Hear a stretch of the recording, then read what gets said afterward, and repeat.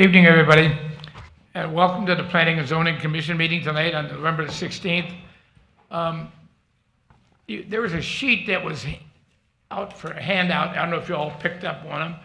I'm going to just read a couple things off of it to begin with, and then we'll go into the rest of the meeting. Number one, please turn off all cellular phones and other devices. The Planning and Zoning Commission strongly encourages you for your input and comment at all the public hearings. Please limit comments to 3 minutes and be respectful of other opinions. Your comment will be, if you want to make a comment or speak, you come right up here to the front desk.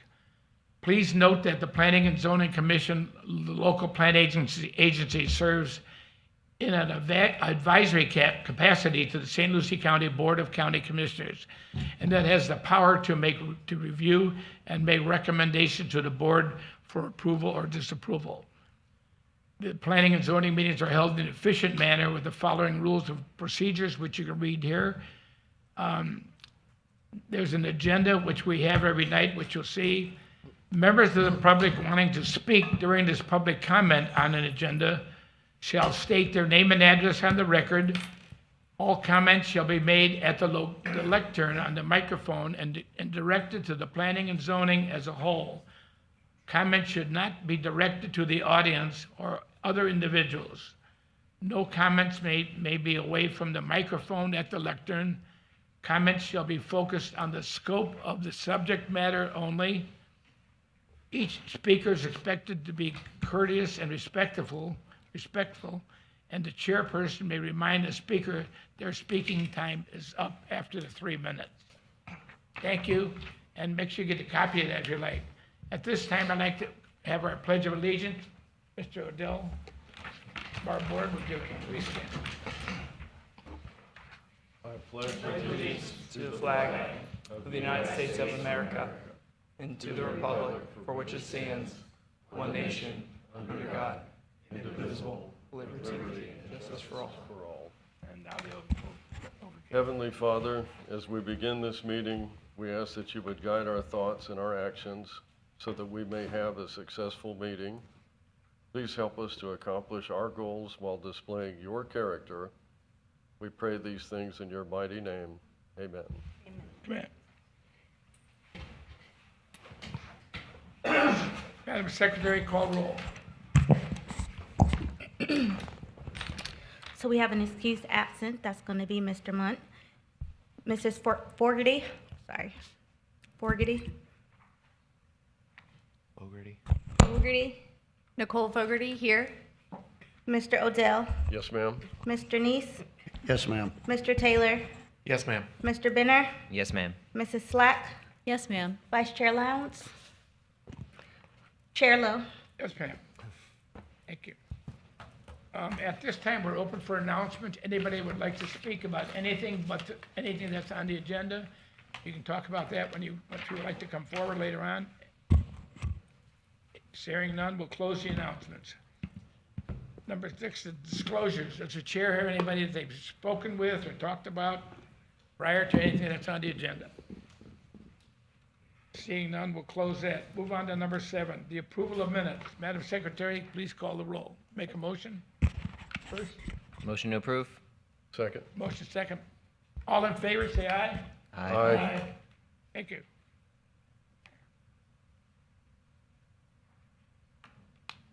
Any other public comments from none? We went through that. Public hearing, number 9. Mr. Benton, how we doing so far? Good evening, Chair Lowe, members of the commission. Corey Benton, Planning Manager for the record. I think we're off to a great start. I'm joined by Aaron Taylor, Associate Planner for Agenda Item 9A. Mr. Lowndes gets to his seat. Hey, Mr. Lowndes. Sorry. Madam Secretary, Mr. Lowndes is here also. Mr. Lowndes. Thank you. Good evening, Chair Lowe and members of the Planning and Zoning Board. For the record, my name is Erin Taylor, Planner with the Planning and Development Services Department. Agenda Item 9A is a planned unit development application for Indria Woods to allow for a 276-unit apartment complex with associated site improvements. The Planning and Zoning Commission at their September 28th, 2023 meeting voted to continue the petition to today's meeting. The applicant has since hosted 2 neighborhood meetings on October 24th and November 8th, 2023. On November 8th, 2023, Lindsay Libes from WGI, a representative for the applicant, submitted a request to continue tonight's hearing to December 14th, 2023. The purpose of the request is to provide the applicant with additional time to adjust the preliminary site plan to further align with commission feedback and public input. County staff recommends the Planning and Zoning Commission grant a continuance of tonight's hearing to a date certain of December 14th, 2023.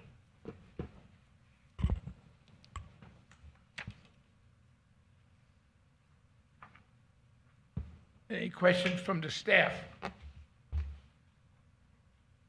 Seeing none, the board, any questions? At this time, we'll open it up for public comment. Anybody have any comments? Seeing none, we'll close that. At this time, the chair, I'd like opening up the board for discussion. Mr. Chair, Yes. I'd like to make a motion to continue agenda item 9A to the December 14th, 2023 meeting. There's a motion to Second. continue the item by Mr. Taylor. Second, is there? Yes, second. Madam Secretary, call the roll. Mr. Odell? Yes, ma'am. Mr. Neese? Yes, ma'am. Mr. Taylor? Yes, ma'am. Mr. Benner? Yes, ma'am. Mrs. Slack? Yes, ma'am. Vice Chair Lowndes? Yes, ma'am. Chair Lowe? Yes, ma'am. Thank you. Thank you so much. 9B.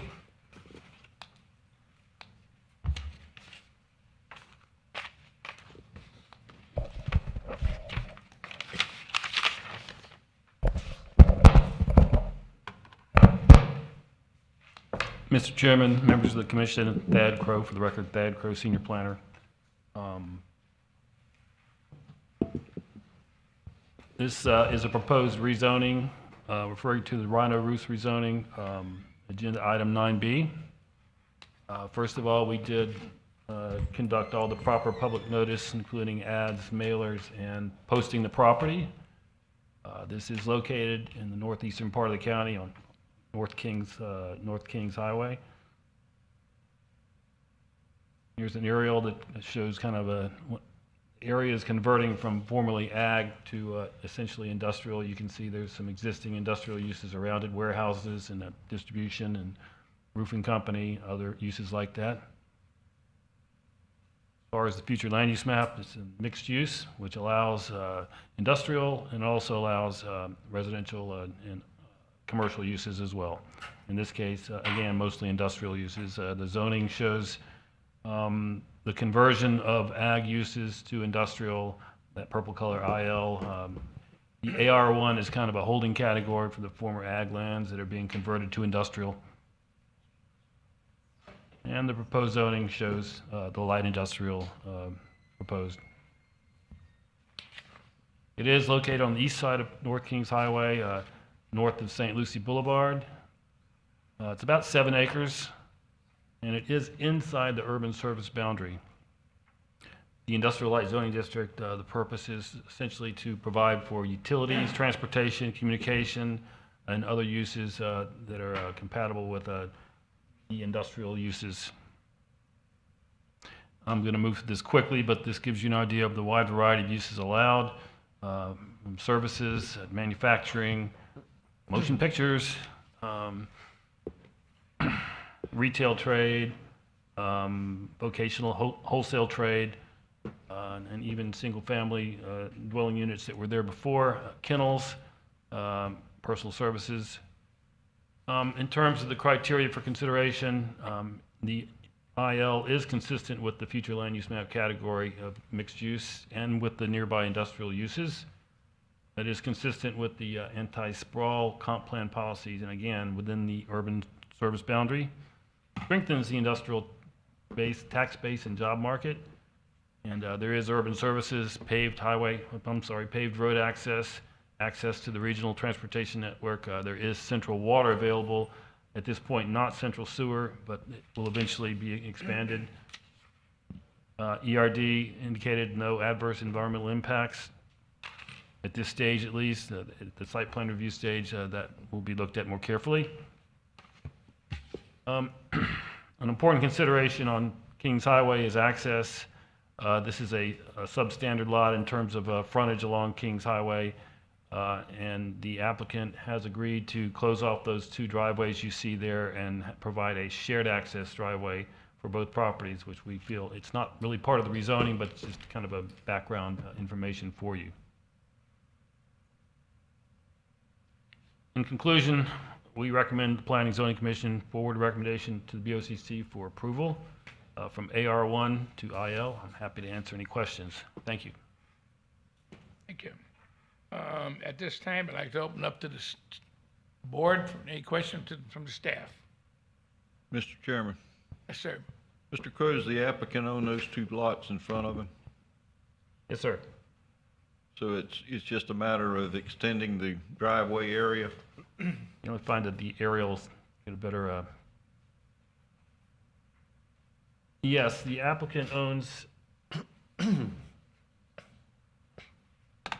The applicant owns. Corey's going to help me here. That this is the subject property, and then the applicant owns the property just to the west along Kings Highway. Is there any opportunity to utilize the road to the east of this to help relieve some of the pressure on Kings Highway? That road is. Let Mr. Benton answer that one. Good evening again, Chair Lowe, Vice Chair Lowndes, members of the commission. The Airport West Commerce Park Road due east was developed as part of the Commerce Park by St. Lucie County. It's owned and is part of that property owners association. I think there could be some considerations in the future to allow for access to that roadway. I think that would require certain terms, although it's lawfully owned by the public as it was developed as part of a county initiative. There's some maintenance responsibilities and things, and it will function like more of a private industrial park. Therefore, I think there would need to be terms and considerations established, but certainly a viable option to consider. In the past, because of access to utilities from the east, those dedicated streets or rights-of-way have also been a channel to potentially feed central wastewater to these properties along Kings Highway prior to the reconstruction of Kings Highway, when those lines would be extended by FPUA, including fiber, gas, things like that. Mr. Benton, I just think that in the future, anything like that would help relieve pressure on a major artery like Kings Highway would be a plus to the county and not only the applicant also. Those considerations may be addressed in the future. Points noted. Today, that industrial park, it is a closed loop system. It's a cul-de-sac that leads back to Kings, but long range, where that connection is made with Kings, staff would anticipate the ability for east-west movement, so that's when it would unlock the overall efficiency to have more like an alleyway access to those industrial parcels. Trying to think ahead, Mr. Benton. We certainly appreciate that. Anybody else? Chair Lowe? Yes. Slade? Mr. Benton, is it intended that the Airport West Commerce Park Drive that's shown running east and west above that lake, will that eventually connect to Kings Highway with the development of the properties adjacent to a right-of-way there? Commissioner Slack, this roadway extends north and it does then jog west and connect with Kings Highway, roughly in this area. We can try to But find no that. direct connection of the roadway that you see presently going between Taylor Dairy and Kings Highway? Not a immediate east-west. It jogs to the south and then back to the east. And Taylor Dairy Road, it's more of a paper right-of-way at this point, running along a canal. There's considerations of it either extending north beyond St. Lucie Boulevard. and potentially terminating due to the training runway that exists at the airport, or potentially jogging back to the west and around that training runway. There's quite a few scenarios. We've even heard tunneling beneath, but I think that's a little bit pie in the sky. And that is the Taylor Dairy Road is the road that connects further south in a diagonal and down to Jenkins? Yes, eventually Taylor Dairy Road from this point would extend south to St. Lucie Boulevard. South of St. Lucie Boulevard, it's open, but it's substandard. It's more a dirt roadway to Angle Road, and then it would jog back east and connect with Jenkins, as you've noted, down to Orange Avenue. So the first opportunity for that Taylor Dairy Road to connect to Kings Highway north of Orange Avenue would be where? South of Angle Road, as far as a direct connection, Angle Road and St. Lucie Boulevard. Okay. Thank you. Thank you.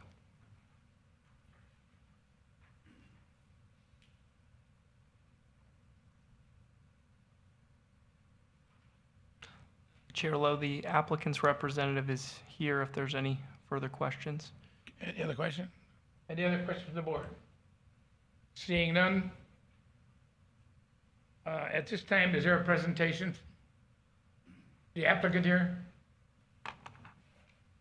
Please come forward. Name, introduce yourself. Good evening. For the record, my name is Alejandro Toro speaking with Engineering Design and Construction, representing Luis Quinones from Rhino Roofing. We don't have any additional questions from staff, but we'd be happy to answer any questions that the Planning and Zoning Commission may have at this moment. We don't have a presentation. Speaking to the microphone a little closer to it. Yeah. We don't have any additional questions from staff, but we're happy to answer any questions that the Planning and Zoning Commission may have at this time. We don't have a presentation for the project. I think Thad and Corey did a great job at presenting and in introducing what the project is. Does the staff any questions from the applicant?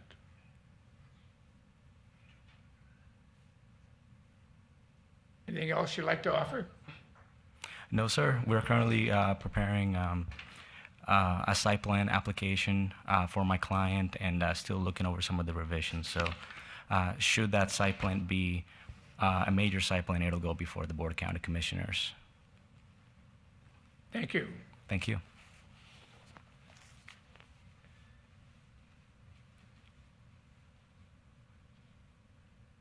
Any public comment? Anybody like to come forward for public comment? Seeing none, we'll close the public comment. We move back to the board for discussion. Have a motion? Mr. Chair, Yes. I'd like to make a motion to approve. The motion by Mr. Odell, Second. and a second. Madam Secretary, call the roll. Mr. Odell? Yes, ma'am. Mr. Neese? Yes, ma'am. Mr. Taylor? Yes, ma'am. Mr. Benner? Yes, ma'am. Mrs. Slack? Yes, ma'am. Vice Chair Lowndes? Yes, ma'am. Chair Lowe? Yes, ma'am. Approved. 9C.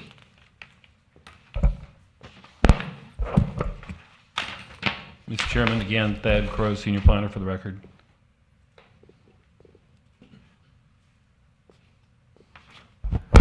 This is a proposed amendment to the Land Development Code, Agenda Item 9C, what we're calling dry model homes text amendment. The applicant is Lennar Homes. Dry model, actually the term means a house as a model house. It's really sometimes not hooked up to utilities. The current restrictions in the code limit model homes to no more than 4 per residential subdivision phase, regardless of the size of the subdivision.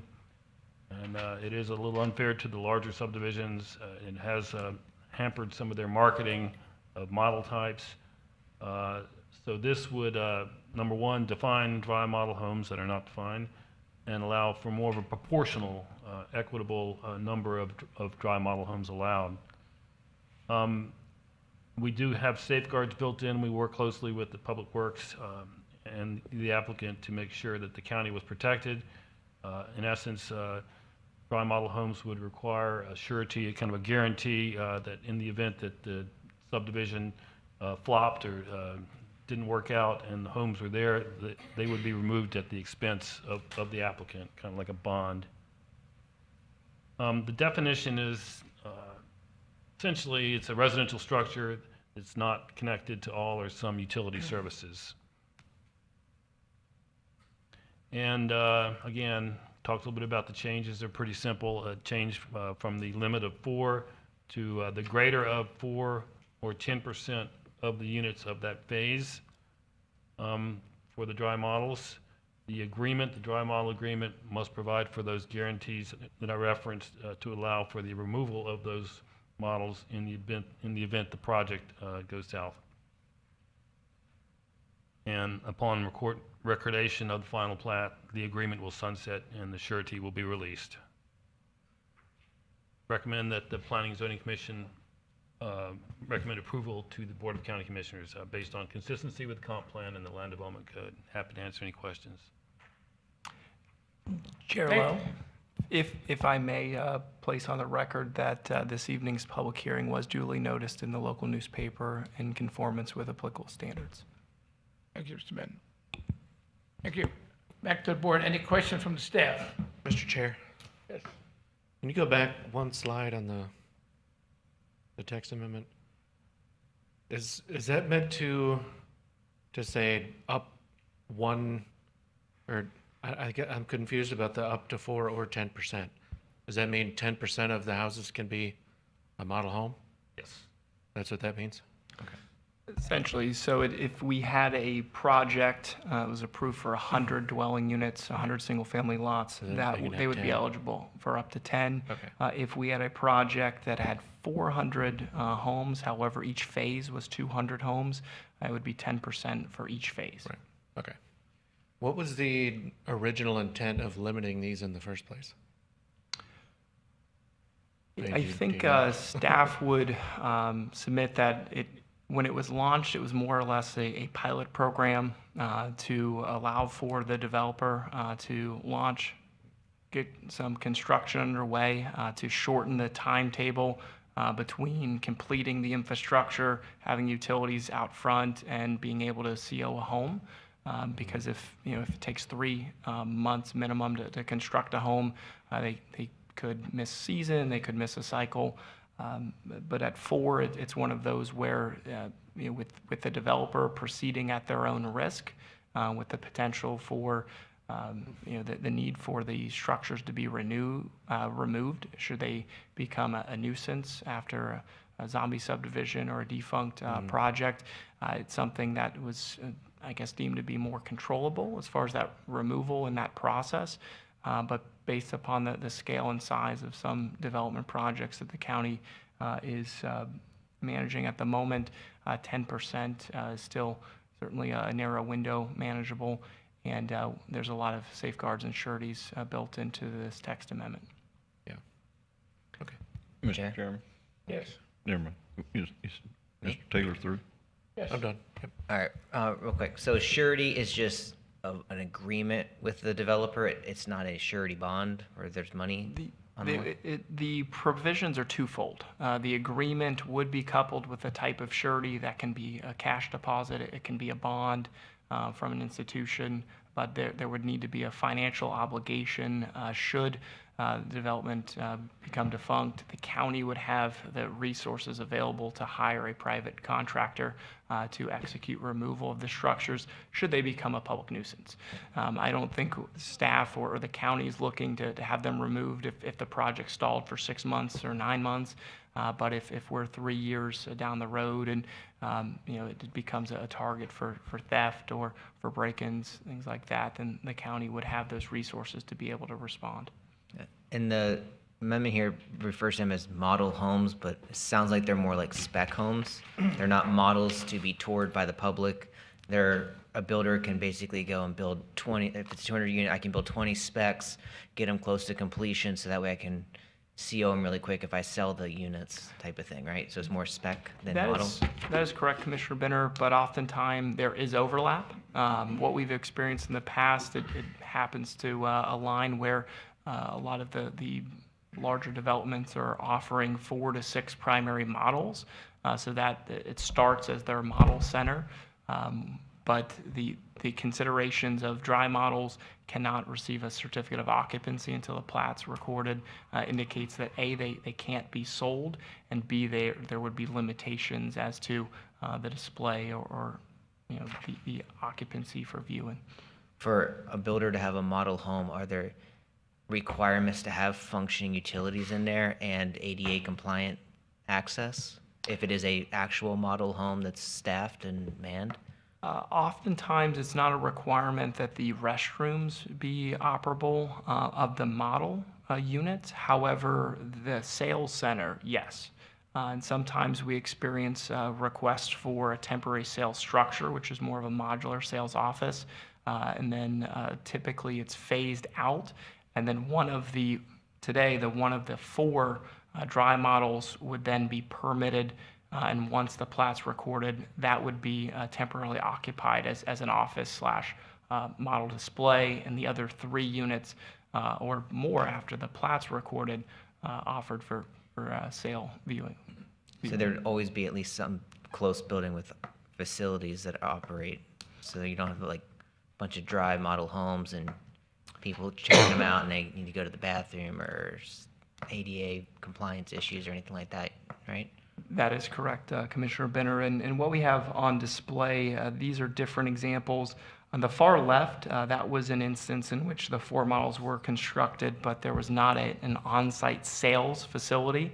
It's my understanding that if there were any views, a realtor would be bringing a client by in a vehicle to look at it as if they would any other unit, not necessarily having direct access to the interior.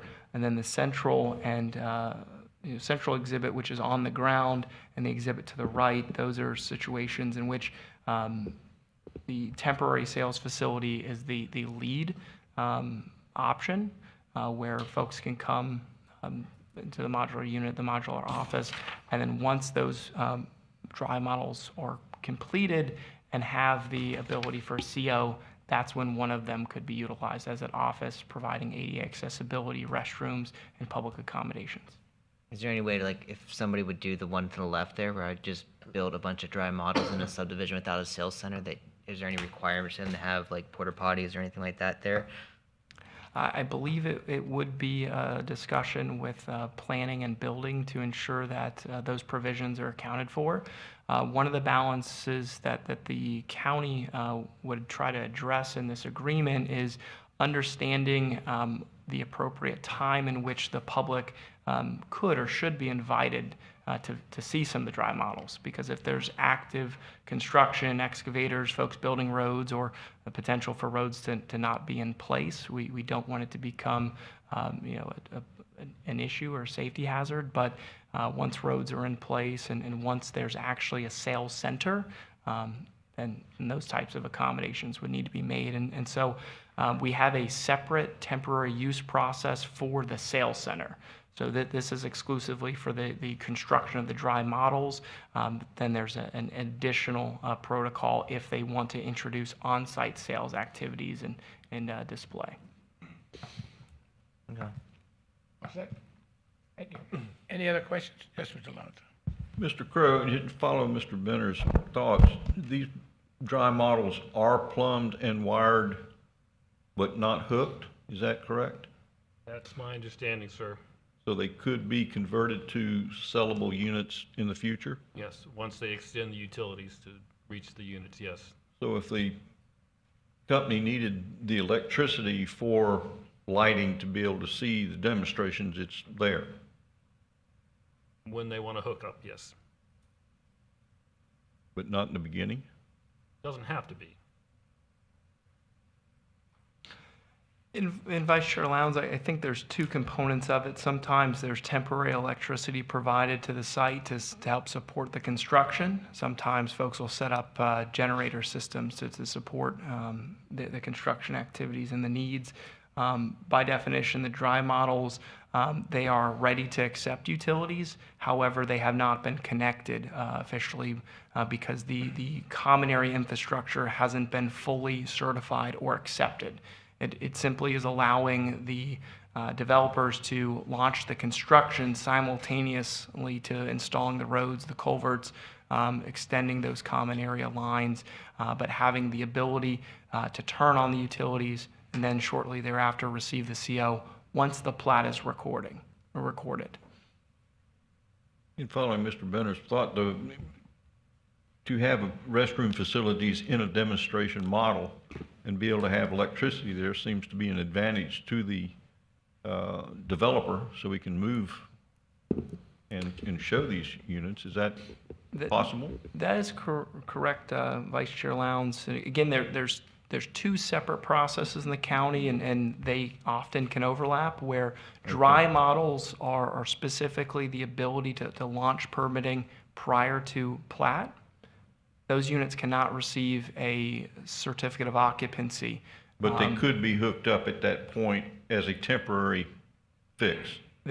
There's the potential, but typically that would occur after the plat's recorded. So the sales center can invite the public in to that particular center to be able to occupy and tour the dry models, the interior. Generally, that would occur after the plat's recorded and the certificate of occupancy issued. Thank you. Thank you, Mr. Lowndes. Chairman? Anything else?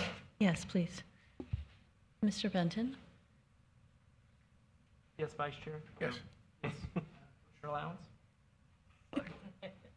My apologies. Yes, Commissioner Slack, my apologies. I'm trying to It's get the okay. connectivity back.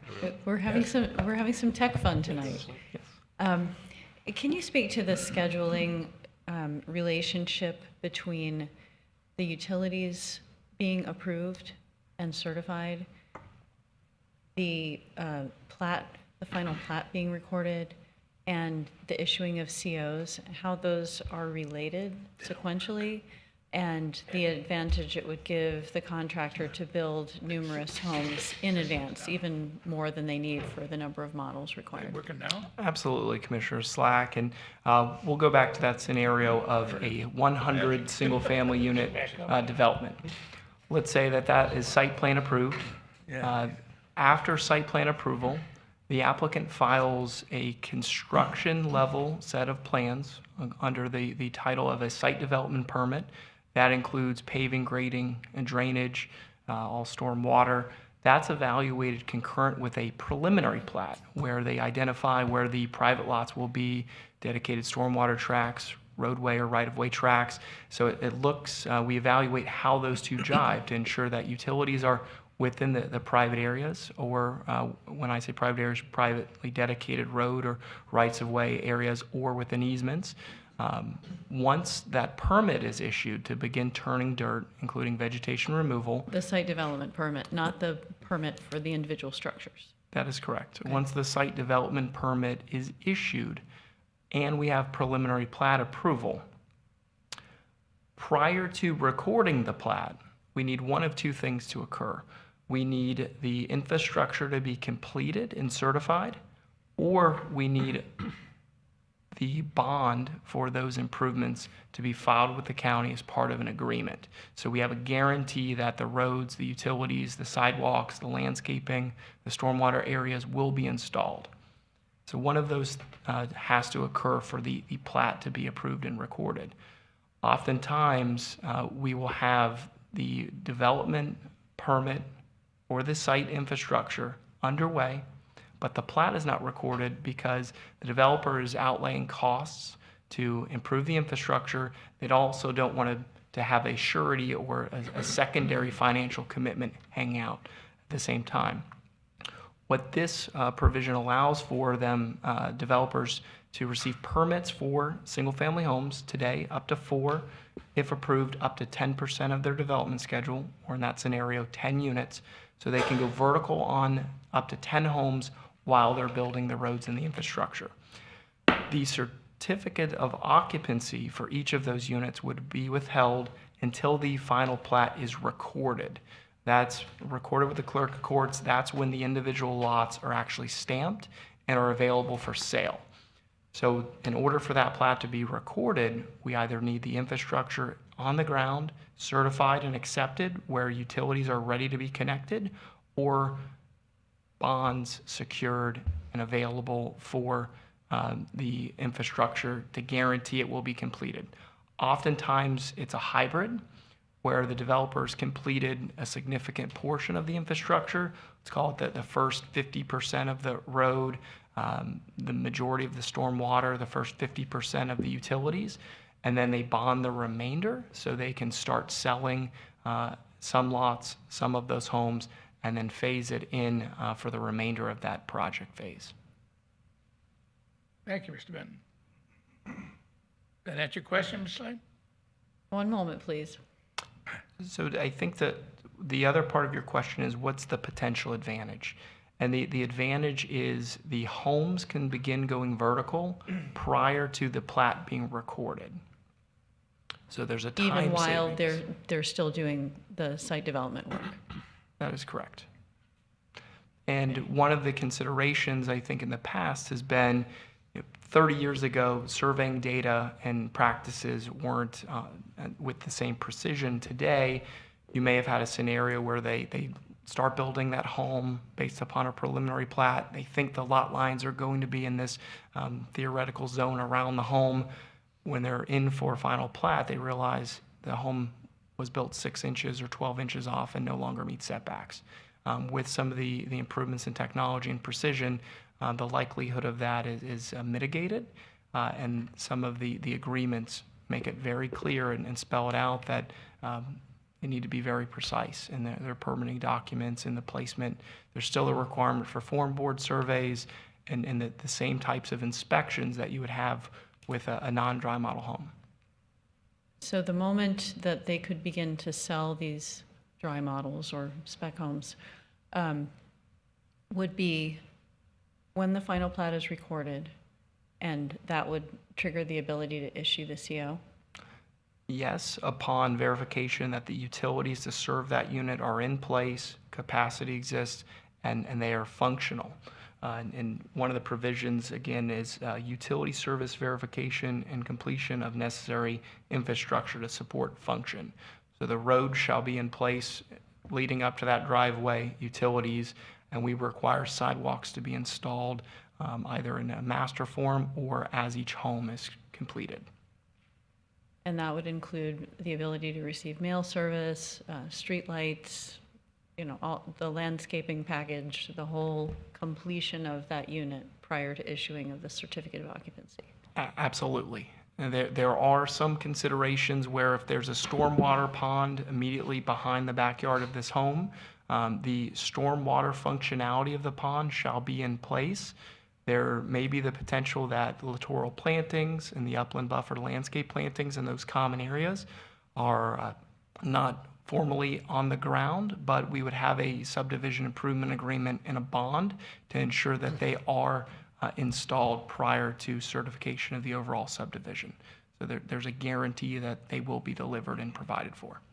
Okay, so let's say the economy turns and the effort goes under, and we now have 20 homes out of the 200 unit subdivision built but not sold.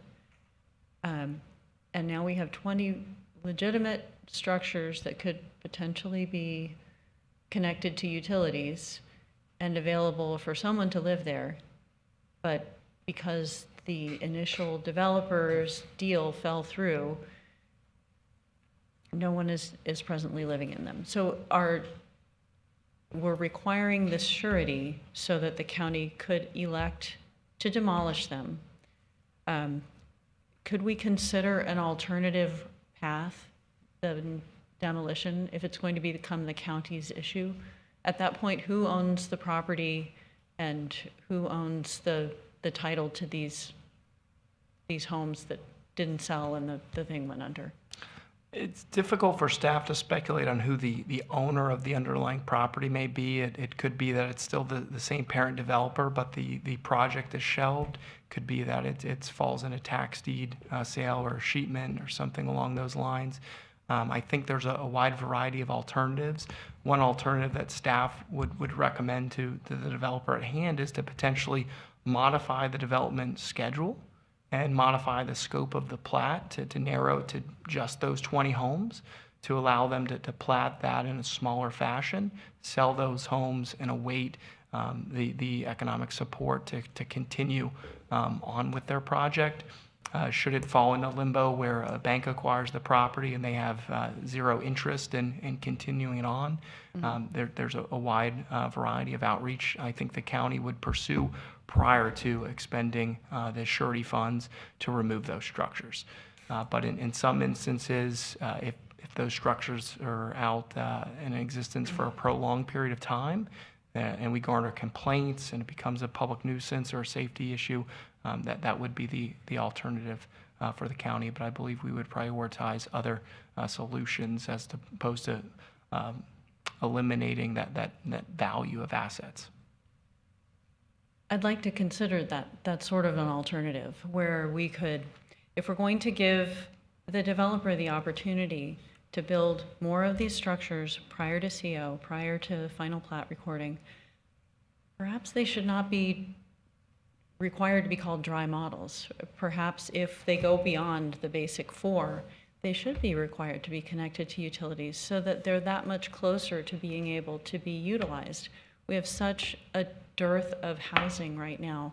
It would be just really hard to stomach watching 20 perfectly great family homes get bulldozed because of economic situations that didn't benefit the developer but could potentially benefit some of the citizens of St. Lucie County. Is there something that the staff could suggest in terms of how we could make use of a group of these homes in a failed development besides just requiring a surety? Commissioner Slack, I think there are quite a few variables. For instance, the project of Waterstone, when they launched with their dry models, and there were probably 4 townhomes and a selection of single family, they were able to achieve a plat for those smaller subsections. They were sold, they were occupied for the numerous years until that project came back online and started progressing again. Creekside, where they elected to develop those 4 dry models, was pretty far from the project entrance. So that would potentially be a challenge because there was a gap in functional infrastructure. So if we facilitated the plat, members of the public would be traversing portions of the property that may not have been fully completed or safe or secure. I think the same may have occurred with the former 10 Mile Estates or Carriage Point project years ago before it was annexed. But we do have some success. Full projects, Morningside that's off Orange Avenue that's utilized this program where they built the dry models in the most appropriate location. Therefore, if there was a stall in development, they narrowed the scope of the plat. They made functional use of it. In theory, the developer, if they thought that the economy wouldn't draw in the cost for the sale, maybe there's an option that by agreement they would have the ability to receive CO and rent those units in an interim fashion until the market drives the plat and the sale of the lots and homes.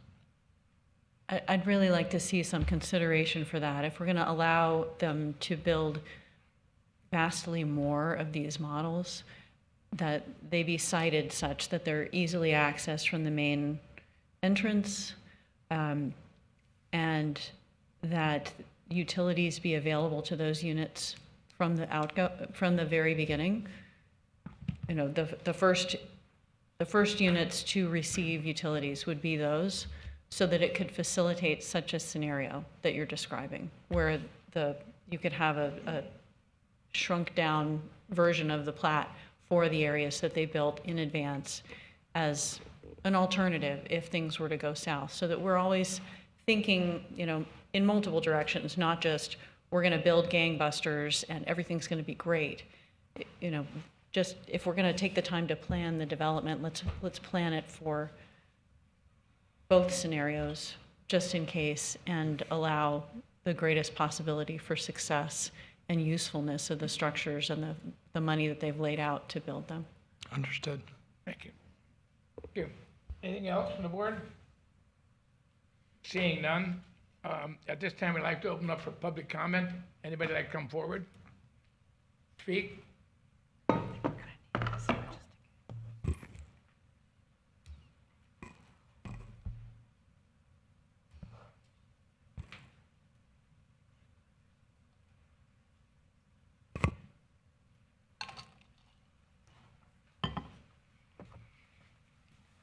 Good evening, Chairman Lowe, members of the Planning and Zoning Commission. My name is Leslie Olson, for the record. I am principal with District Planning Group, here tonight representing Lennar, who asked me to process this text amendment. Lennar Homes is working on Seagrove right now, North US 1. And this particular text amendment won't actually benefit them. They were too far along in the plat process. But what it will do is it will benefit other builders or perhaps Lennar in the future. But the thing about a text amendment is that even though this is actually an amendment from a specific developer, it will benefit anyone who builds in subdivisions, from the very small builders up to the very large builders. And so what we wanted, Corey, if you could advance to the text. I just wanted to make sure we had that up there if there are any questions. So what we wanted to do is we wanted to make sure that we advanced good county policy with this. It has been the county's practice since the days of the Great Recession, when we ended up with some zombie subdivisions, and we had some of those model homes that moldered away and became problems. It has been the county's process to always require demolition bonds for these model homes. And so it just wasn't in the text of the code, and so that's why we added it in. And I really do want to say thank you to your professional staff who collaborated with us on developing something that would advance good county policy and also advance good public policy, making sure that we are advancing good single-family homes into the market as quickly as we can during this housing crisis. The supply chains, hurt these issues, and one of the things that this does is it allows them to get the first chunk of homes up and ready to go at the time that all the rest of it is coming in. So you're going underground with all of your infrastructure while you're building this first set of homes so that they can all be connected at the same time and you can get them out into the market. The other thing is that, as Corey mentioned, the good builders tend to have good architectural diversity in model homes. I believe Seagrove is looking at 8 different architectural models. So when you only have 4, it makes it difficult for people to really evaluate which ones they want. So this does give the ability for them to present more architectural diversity to their buyers, and it just gets more homes in the pipeline faster. And we know that we have a problem with that right now. So we're very open to any conversations that you have. I think, Ms. Slack, one of the benefits that the county has in its code already, as Corey was mentioning, for the sales center, is that goes through, if I'm correct, Corey, a minor amendment process usually? Chair Lowe, that is correct unless the original site plan built in the provision of a sales center. Yes. Right.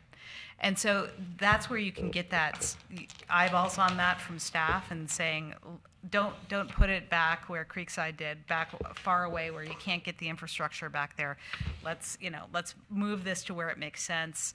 The other item that you mentioned, I thought was good, making sure that the utilities, you're running the utilities through this area in order to get to the rest of the area, so that those will be available no matter what happens. It won't just be dry. You'll be able to hook up. You can't actually hook up until final plat is recorded. It's not allowed. And that is to protect the buyers, so that an unscrupulous home builder could not sell these half-built houses and then leave town.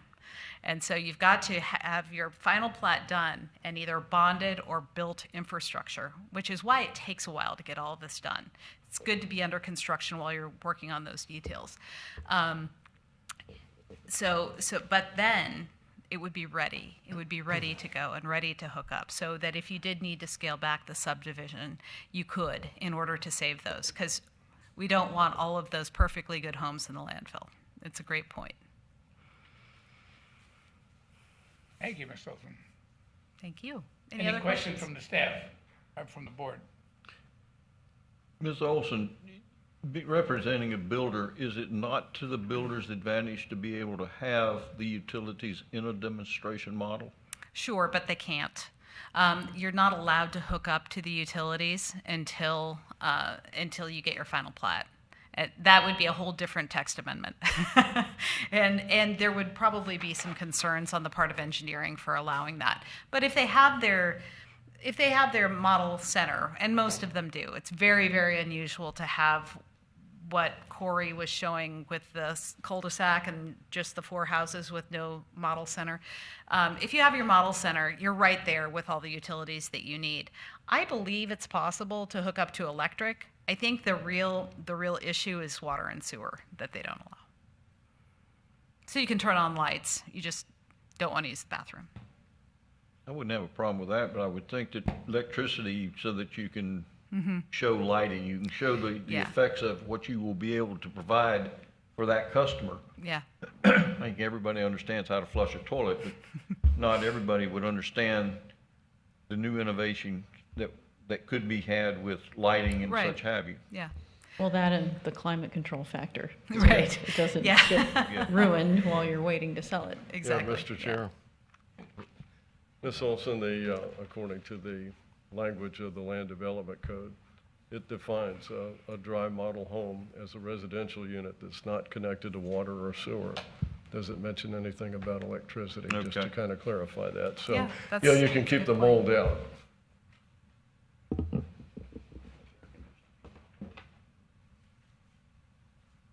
Thank you, sir. Any other questions? Any other questions? Oh, Thank you. thank you, Ms. Olson. Mr. Chair, Yes. just a question, Corey. I mean, what do you think about Valerie's suggestion? I think that's a pretty valid point about positioning of these homes in even in the site plan. Is that something that needs to be written down so that future staff is looking for those kinds of things? Or is it something that we could have noted on the preliminary site plan where they're putting the model homes? Commissioner Taylor, I think there's a lot of value in considering the placement, the potential strategy of the home builder. I think it's a topic that staff would want to collaborate with the Development Review Committee on to make sure that we're all on the same page. In thinking about the Creekside development where they started at the end of a cul-de-sac, one of the thought processes could have been that when they're able to CO those 4 units, if they sell them, those new residents wouldn't experience the same level of construction-related traffic or impacts as if they were at the front of the development, at the main entrance. So we want to make sure that there's no unintended consequences, but I think that the specifics of making sure that there's provisions or alternative priorities where the county is trying to explore options to keep that infrastructure, to keep the investment in those homes present, allow for reuse of them, or have low-hanging fruit to be able to deploy them to the housing market is important. I think building that into the agreement is of great value. Okay. I think we'll have to consider whether that's part of the overall site plan, part of the agreement, whether it's appropriate to have certain provisions into the land development code that emphasize seeking alternative options to salvage or to utilize those homes prior to demolition should the need warrant. Okay. Mr. Taylor. Any other comments? Thank you. Can we open up for public comment now? Anybody have any comments from the public? Seeing none, we'll close that and move back to the board for discussion and motions. Mr. Chair, Mr. Odell. motion to approve. Second. Motion to approve. Mr. Odell. Discussion? Any discussion? With considerations from Mrs. Slack and Mr. Benner, also in that motion. Consideration of placement for the models. Mr. Benton, Mr. Crowe, any problem with that? No, sir. Anything else? That's good Mr. feedback. Leywood, anything you want to add? To the No, motion? that was my issue. Great. Thank you. Madam Secretary, call the roll, please. Mr. Odell? Yes, ma'am. Mr. Neese? Yes, ma'am. Mr. Taylor? Yes, ma'am. Mr. Benner? Yes, ma'am. Mrs. Slack? Yes, ma'am. Vice Chair Lowndes? Yes, ma'am. Chair Lowe? Yes, ma'am. Thank you. 9D, Eagle Bend.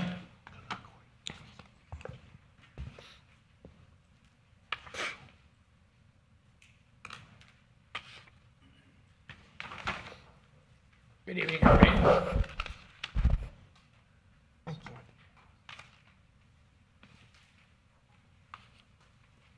Good evening, Chair Lowe and members of the Planning and Zoning Commission. For the record, Irene Settlemeyer, Senior Planner with the St. Lucie County Planning and Development Services Department. This public hearing is regarding the application by Walu Properties LLC, the owners of the subject 387 acres, to change the zoning district from AG1, AR1, and RS2 to Plan Unit Development, PUD, and to obtain approval of the preliminary development plan. The public hearing has been properly noticed with signs placed on Angle Road and Floyd Johnson Road, and advertisement published in the newspaper, and a notice mailed to all owners of property within 500 feet. Staff did not receive any comments or questions in response to this public notice. The subject property is located on Angle Road, west of the St. Lucie County, west of the St. Lucie County School Board property. This is the Westwood Academy High School that's going to be new school constructed up here, and Floyd Johnson Road and Johnson Pierce unopened right-of-way over here.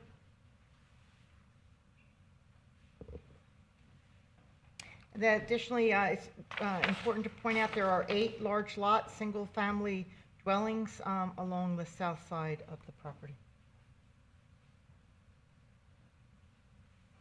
This is the future land use map. The subject property has the residential urban future land use designation, which allows up to 5 dwelling units an acre.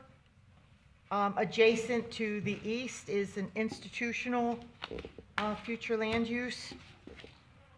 The mixed use future land use to the west, and to the south, TVC to the north. The white area is within the city of Fort Pierce. And of course, we have to the north is the South Florida Water Management District Canal 25 and Angle Road.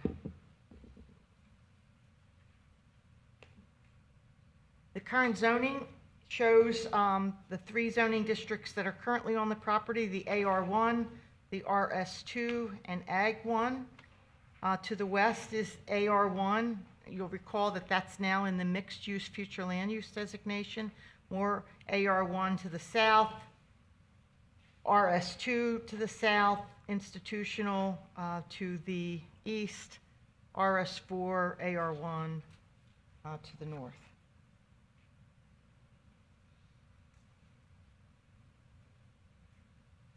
The subject site is in the heart of the Jenkins Road Special Area Plan, which provides for an extension of Jenkins Road up to be and blending with Taylor Dairy Road, Road G to come from Kings Highway over to a future Road A, Road Q to come from Kings Highway over to Angle Road and to continue on Avenue Q.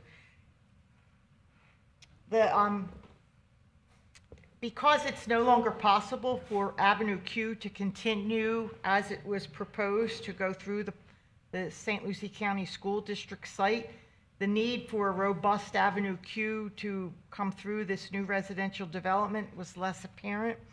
So the site plan or proposed preliminary development plan does not provide for that Avenue Q, and the applicants have filed an application to amend the land development code to eliminate that section of Avenue Q. In exchange, Road G is being proposed as a more robust section of roadway.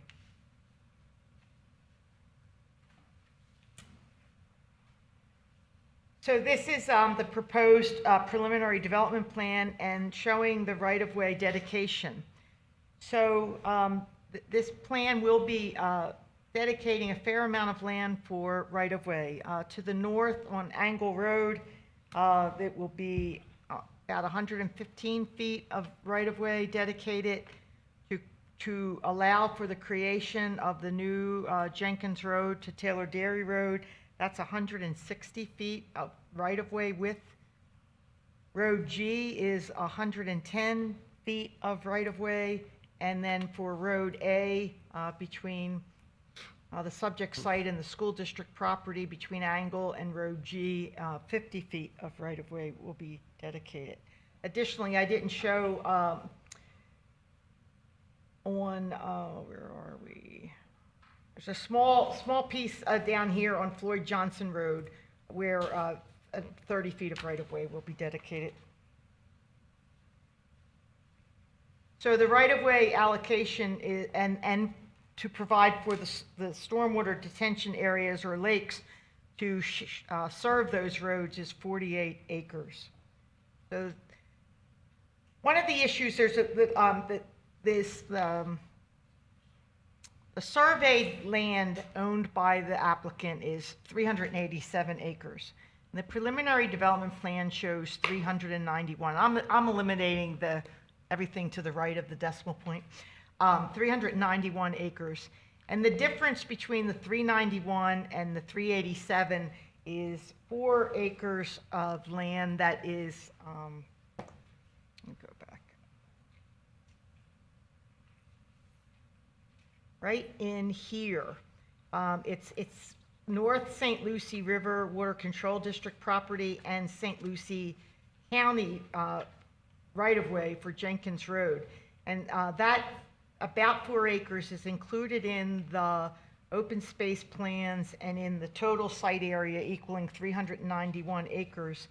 And in anticipation that there'll be swaps between all this right-of-way being dedicated and this bit of right-of-way that the county will swap and the North St. Lucie River Water Control District will swap some land, and this will become a part of the project. So we're just going to refer to it as 391 acres, as do the proposed plans.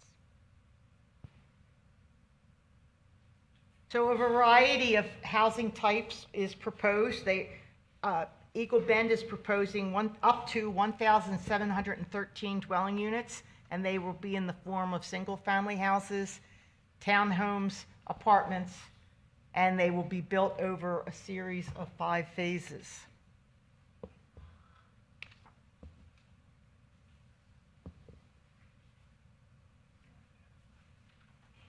So this is the proposed transportation and residential development phasing plan. To the north is phase 1. the orange area, Phase 1, the green area, Phase 2, purple area, Phase 3, Phase 4, and last but not least, Phase 5. Included in staff's recommendation of approval is that the preliminary transportation improvements phasing plan be fleshed out with a bit more detail so that we can ensure that adequate road capacity and facilities are available at the time that the dwellings are constructed.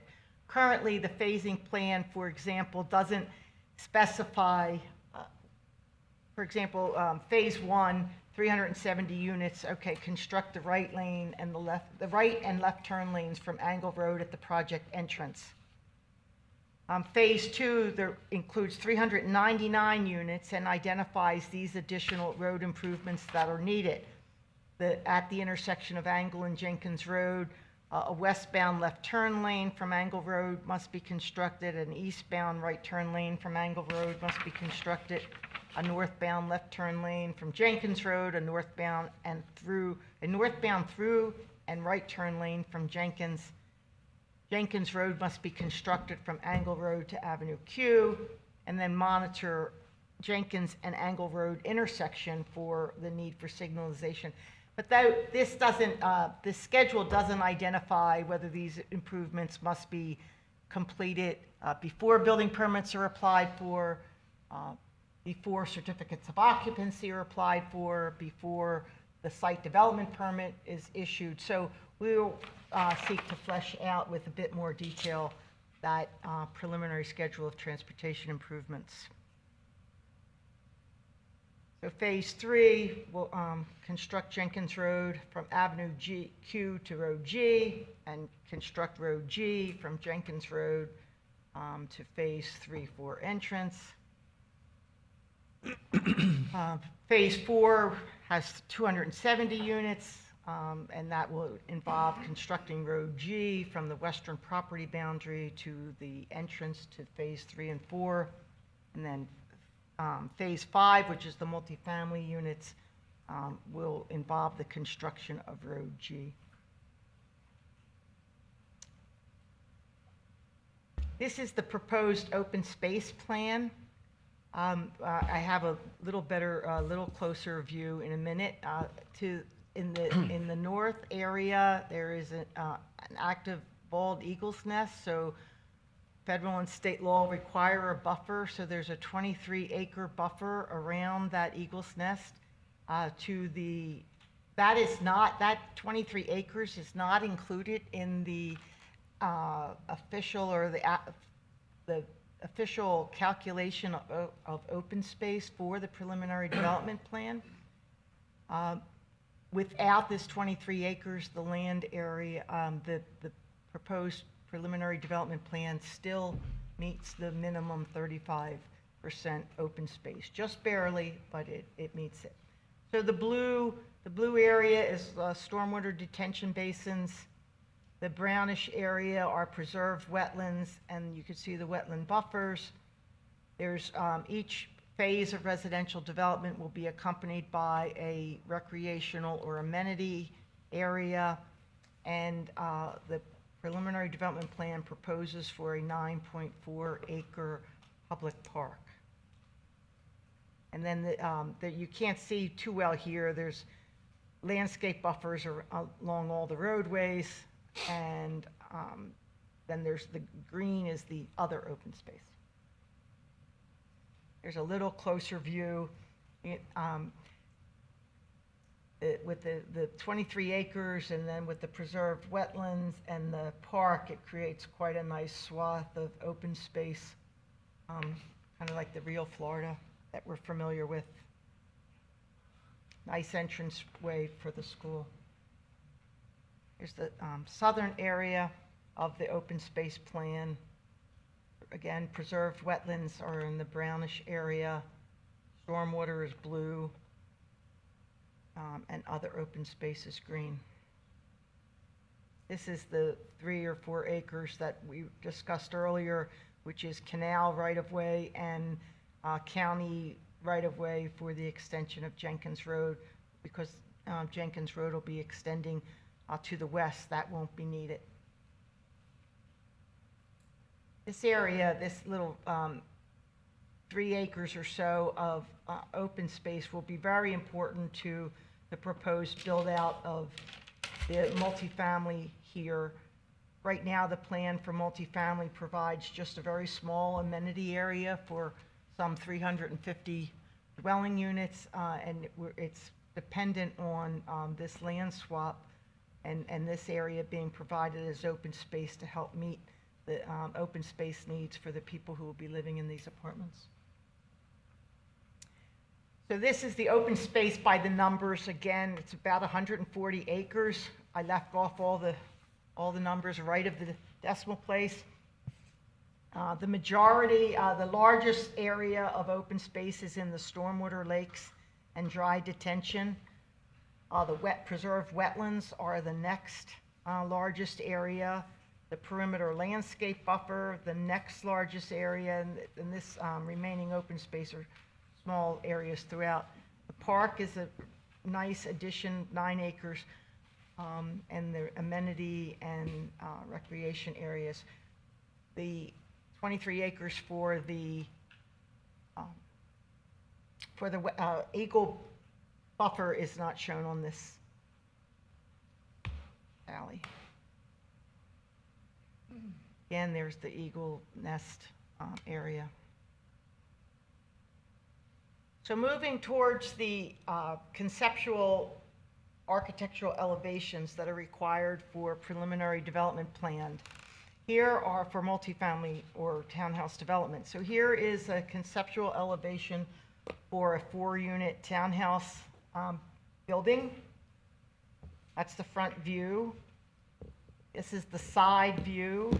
I do note that while this shows fairly generous placement of windows, the text regarding the elevations for the townhouses requires only 2 windows and or doors per floor on this elevation. So it's possible that it would not be this generous with the word fenestration, that in fact there could be just 2 windows and that would meet the standard that has been requested. Here's another conceptual elevation for townhouses, again, 4 dwelling units.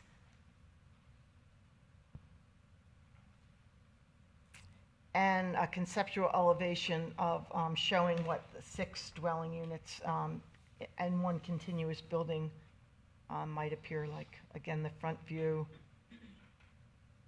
Here's the side view. So this might be, as I pointed out, you're only required to have 2 windows. So this one would not meet the standard in the text. So this is the front view of the apartments, multifamily building, 3 stories. Side view of the apartments, conceptual elevation only. It's each has a balcony. Each has a little open space for their own use. The dimensional standards. There was a little bit of inconsistency in the preliminary development plan on some of this. So between the illustrations and the text, but basically the lot sizes range from 48. This is for detached single-family houses, from 4,800 square feet to 7,180 square feet. The building area, that is the area in which the house could be constructed, ranges from 2,400 to 2,800, 3,200 for the 50-foot wide lot. The setbacks are as set forward: 25 feet front setback, 15-foot rear setback, 5-foot rear setback for accessory structures, 5-foot side setback, and the corner side setback 20 feet. I wanted to point out that, again, this was an area where there was, a little bit of inconsistency, where the text said one thing and the illustration said another. For the side corner setback, and staff would recommend that it be the 20 feet as is set forth in the text on the site plan data table, as opposed to what's set forth on the illustration. So these are the detached single-family building footprints, just showing of the 40-foot wide lot and the 50-foot wide lot. They're all 120 feet deep. Again, the corner lot, the side setback, staff recommends that this be 20 feet, not 10. So staff recommends that the Planning and Zoning Commission forward to the Board of County Commissioners a recommendation of approval, subject to the following conditions. Prior to the public hearing before the BOCC, that the preliminary transportation improvement phasing plan be revised to provide more detail, correlating construction of dwelling units and completion of improvements. That the section of Jenkins Road south of Road G include a 6-foot sidewalk on one side. Provide on the preliminary development plan provision for future transit stops on Jenkins Road and Road G. Provide on the preliminary development plan that the width of the single-family lots in Phase 4 that abut the estate lots to the south shall not be less than 50 feet wide. That the preliminary development plan be revised to avoid impacts to Wetland 2. That all the matters identified in the Environmental Resources Department memorandum dated November 9th, 2023 be resolved. That the lot typicals be revised to provide a 20-foot side corner setback for single-family lots and townhouses. That the typical street sections be updated to provide for street lighting. And that the application materials either expressly commit to compliance with the building spacing formula or expressly request relief from this requirement. And that concludes my presentation. I am happy to answer any questions you may have. Of course, the applicant is represented here this evening, and they have their own presentation to provide. Mr. Chair, Yes. what is the maximum height for the tallest structure in this development? Oh, I forget. But I'll have to double check. I don't recall. It was not like a 60 feet, maybe 40 feet. Well, the reason I'm for asking. the multifamily. Yes. The reason I'm asking this is because this does lie in the airport overlay zone. Yes, I don't think the height of this structure, correct, it is in the airport overlay zone. And of course, the height cannot exceed what would be permitted by that zone. I believe we're far enough away that the 40-foot height would not be a problem. I just wanted to make sure of that. What is the height for the multi? I'm sorry, Commissioner, I believe it's 40 feet. Okay, so it is compliant. It is proposed as a 4-story building. We understand that would be 40 to 45 feet with a preliminary review based upon this being on the outskirts of that height overlay district, the airport overlay. We have not identified conflicts. Representatives of the airport team serve on our development review committee and are part of the evaluation. The other question that I have is the applicant agreeable to all the concurrency requirements? You mean the conditions?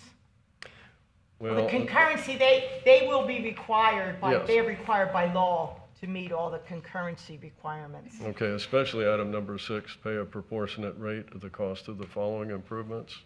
Yes, that text comes right out of their transportation impact report.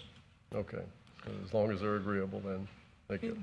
And Commissioner Odell, Chairman Lowe, if I may, the application before you this evening is for a preliminary PUD. as well as the accompanying site plan.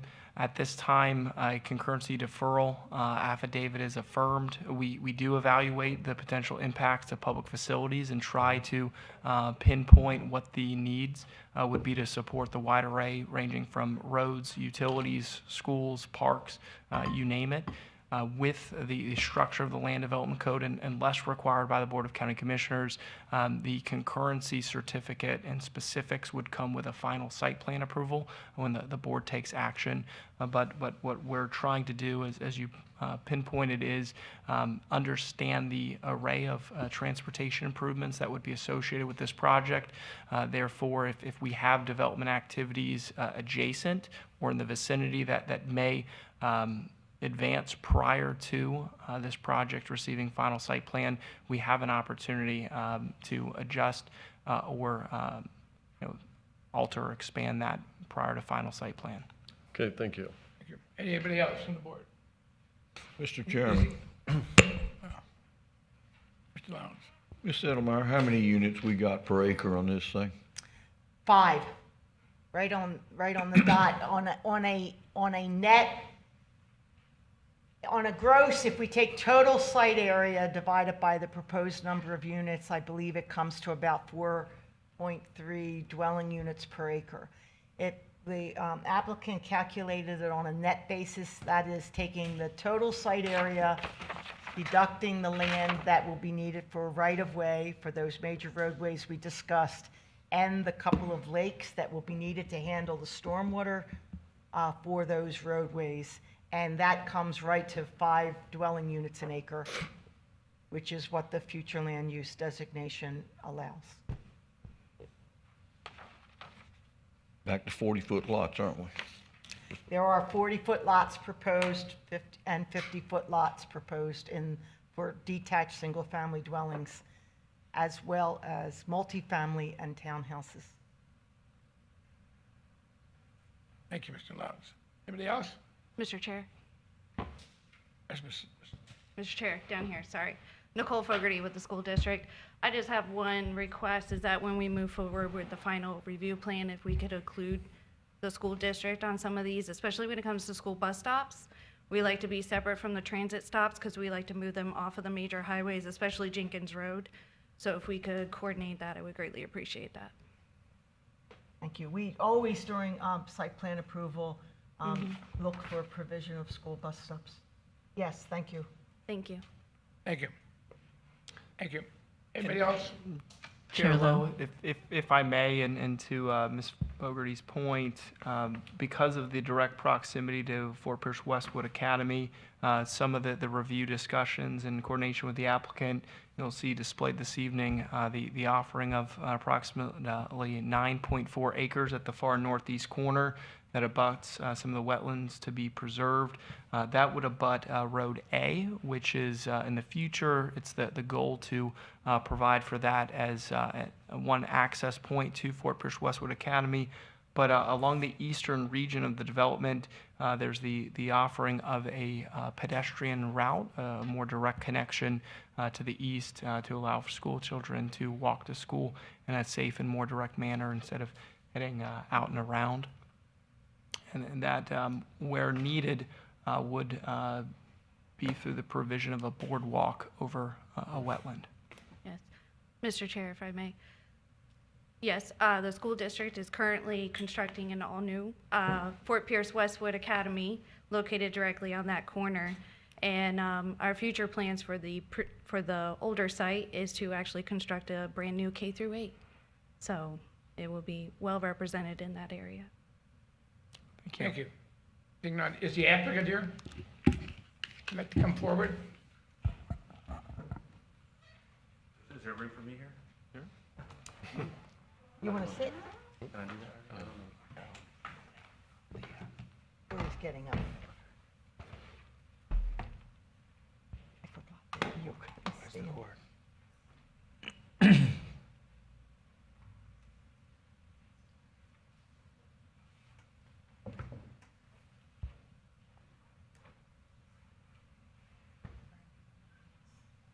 I'm okay. Nick may come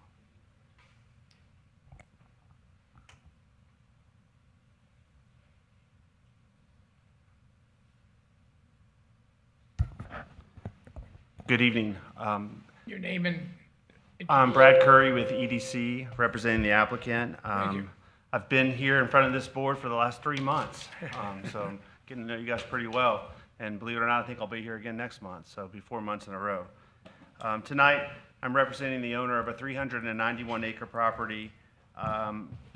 We're proposing to rezone the property to PUD. I'm going to discuss that there were some previous plans submitted for this project. I don't know if you guys can hear me. I think you can. Let me know if you can. Staff did an excellent job presenting. We've been working with staff on this project. I do know what's happening now. I have my mouse in my pocket. I'm so sorry. I was like, wow, you're going fast. I'm so sorry. Again, Brad Curry with EDC, representing the applicant. We've been working with staff on this project for quite some time. I'm going to go through a little bit about the project. Some of my slides are duplicate of what staff did, so I'll try to breeze through those pretty quickly and get through this as quickly as we can. So we talked a lot about density and acreages and net acreages and gross acreages, and it's important to note that the overall property is about 391 acres in size. That's the entire piece of property. We're going to be dedicating out of that about 48.47 acres for the proposed park that we're doing, the 9.4 acre park, the right-of-way for Jenkins, for Road G, and for Avenue A, and basically for Engle as well. And so that's a net site of 342 acres. So that's the actual site that we're going to be developing. The property does allow for 5 units per acre, and so we are 342 times 5 is the 713. But that's not typically the way you calculate density in the county. We're doing that because we want to get impact fee credits for the roads, and we don't want to count any density. So we're getting no density for the property, for the 48 acres that we're dedicating to the county. We are getting 0 density for that. So as Irene previously stated, if we were going to do this as normal and count all of the acreages, even the stuff we were dedicating, it would be about 4.3 units per acre.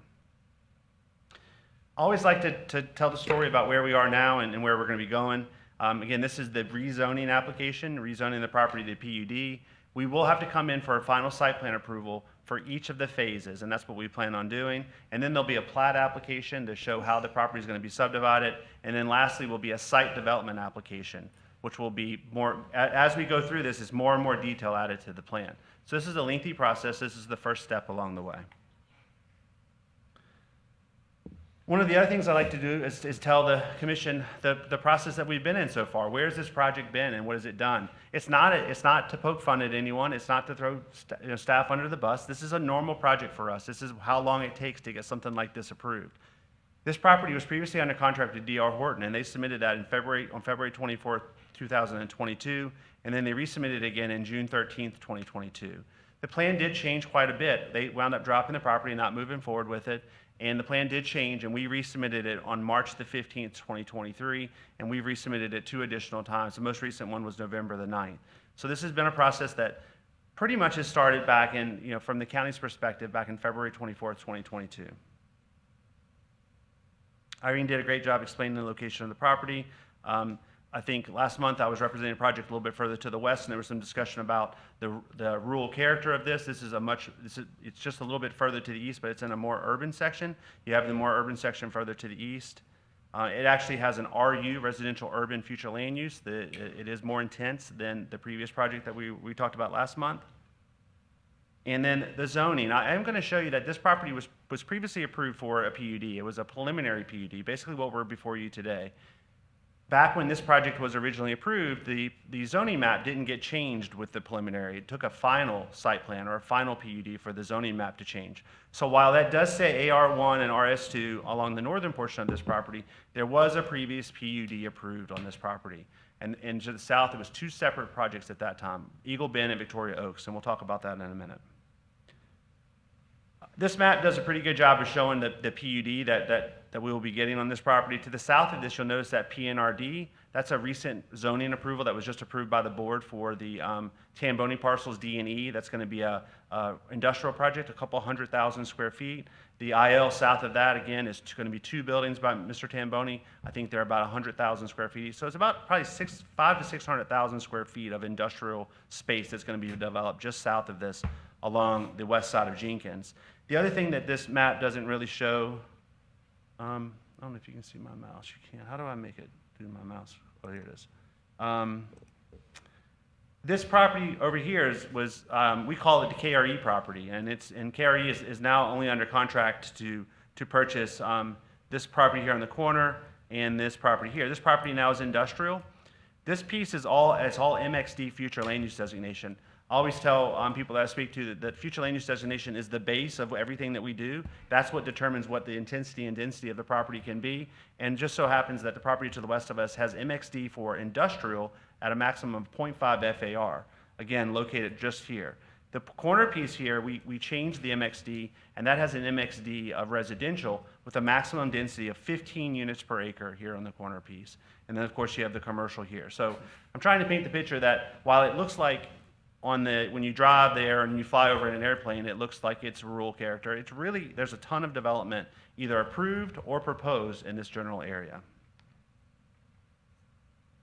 This is that previously approved, what used to be called Eagle Bend. Corey made a joke, the OG Eagle Bend here, so the original Eagle Bend. And it was proposed, and it was actually approved back in 2007. Back in 2007, we had these things called DRIs. I don't know if anybody remembers DRIs, Development of Regional Impacts. And guess what the threshold for a DRI was back in 2007? 1,000 units. And so this piece was approved for 999 units, 1 unit under 1,000. And that, again, is just the northern section. It is not the entire property. This piece is only 278 acres. And again, our piece is about 390. It was approved as a preliminary PUD. They never moved forward with any of the final PUDs.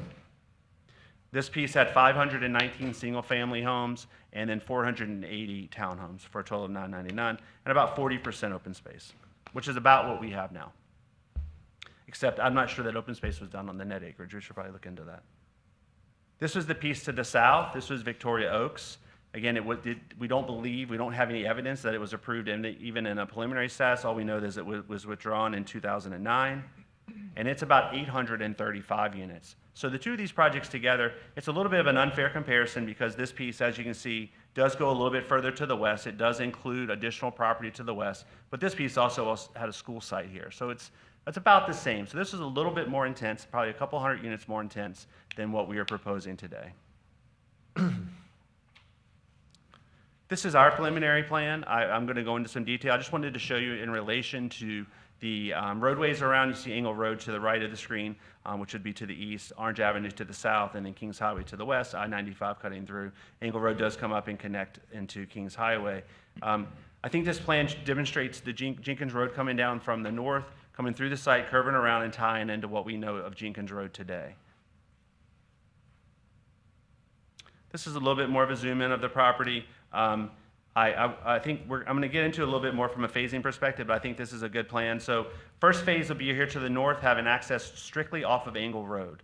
There'll be no construction of Jenkins Road. There'll be no construction or trucks or cars or anything going south on Jenkins that would impact Floyd Johnson or the intersection of the existing intersection of Orange and Jenkins. So again, this is our first phase, all single family. This is a townhouse phase here. This is single family. And then we talk about multifamily. And I know the multifamily 4-story seems very dense and intense, but we have put that towards the end. That's the last phase. That is the last phase of the development. And it is located right here in close proximity to the school. So when we look at those apartment units, again, that's only in this phase, is the only place that we're proposing those. We talked about the gross and net density, 1,713 homes, 404 townhomes, 354 multifamily. When we say multifamily, we mean rentals, apartments, and then 955 single families. And right now, we're at about 40.98 open space, and that based on the net acres after lessing out all the right-of-way dedication. This is the phasing and roadway improvements plan. I think it does an excellent job. Irene did a similar slide in her presentation, but I want to just go through it. Again, phase 1 is about 370 single-family homes located on the north side of the property, only accessing off of Engle Road. Phase 2 would include the construction of a portion of Jenkins Road. It's 84 townhomes and 315 single-family units. Phase 3 would be the townhomes, would be an additional extension of Road G. You can see the purple there, Road G going from Jenkins to the west. Phase 4 is the 370 single-family homes, would construct the rest of Road G.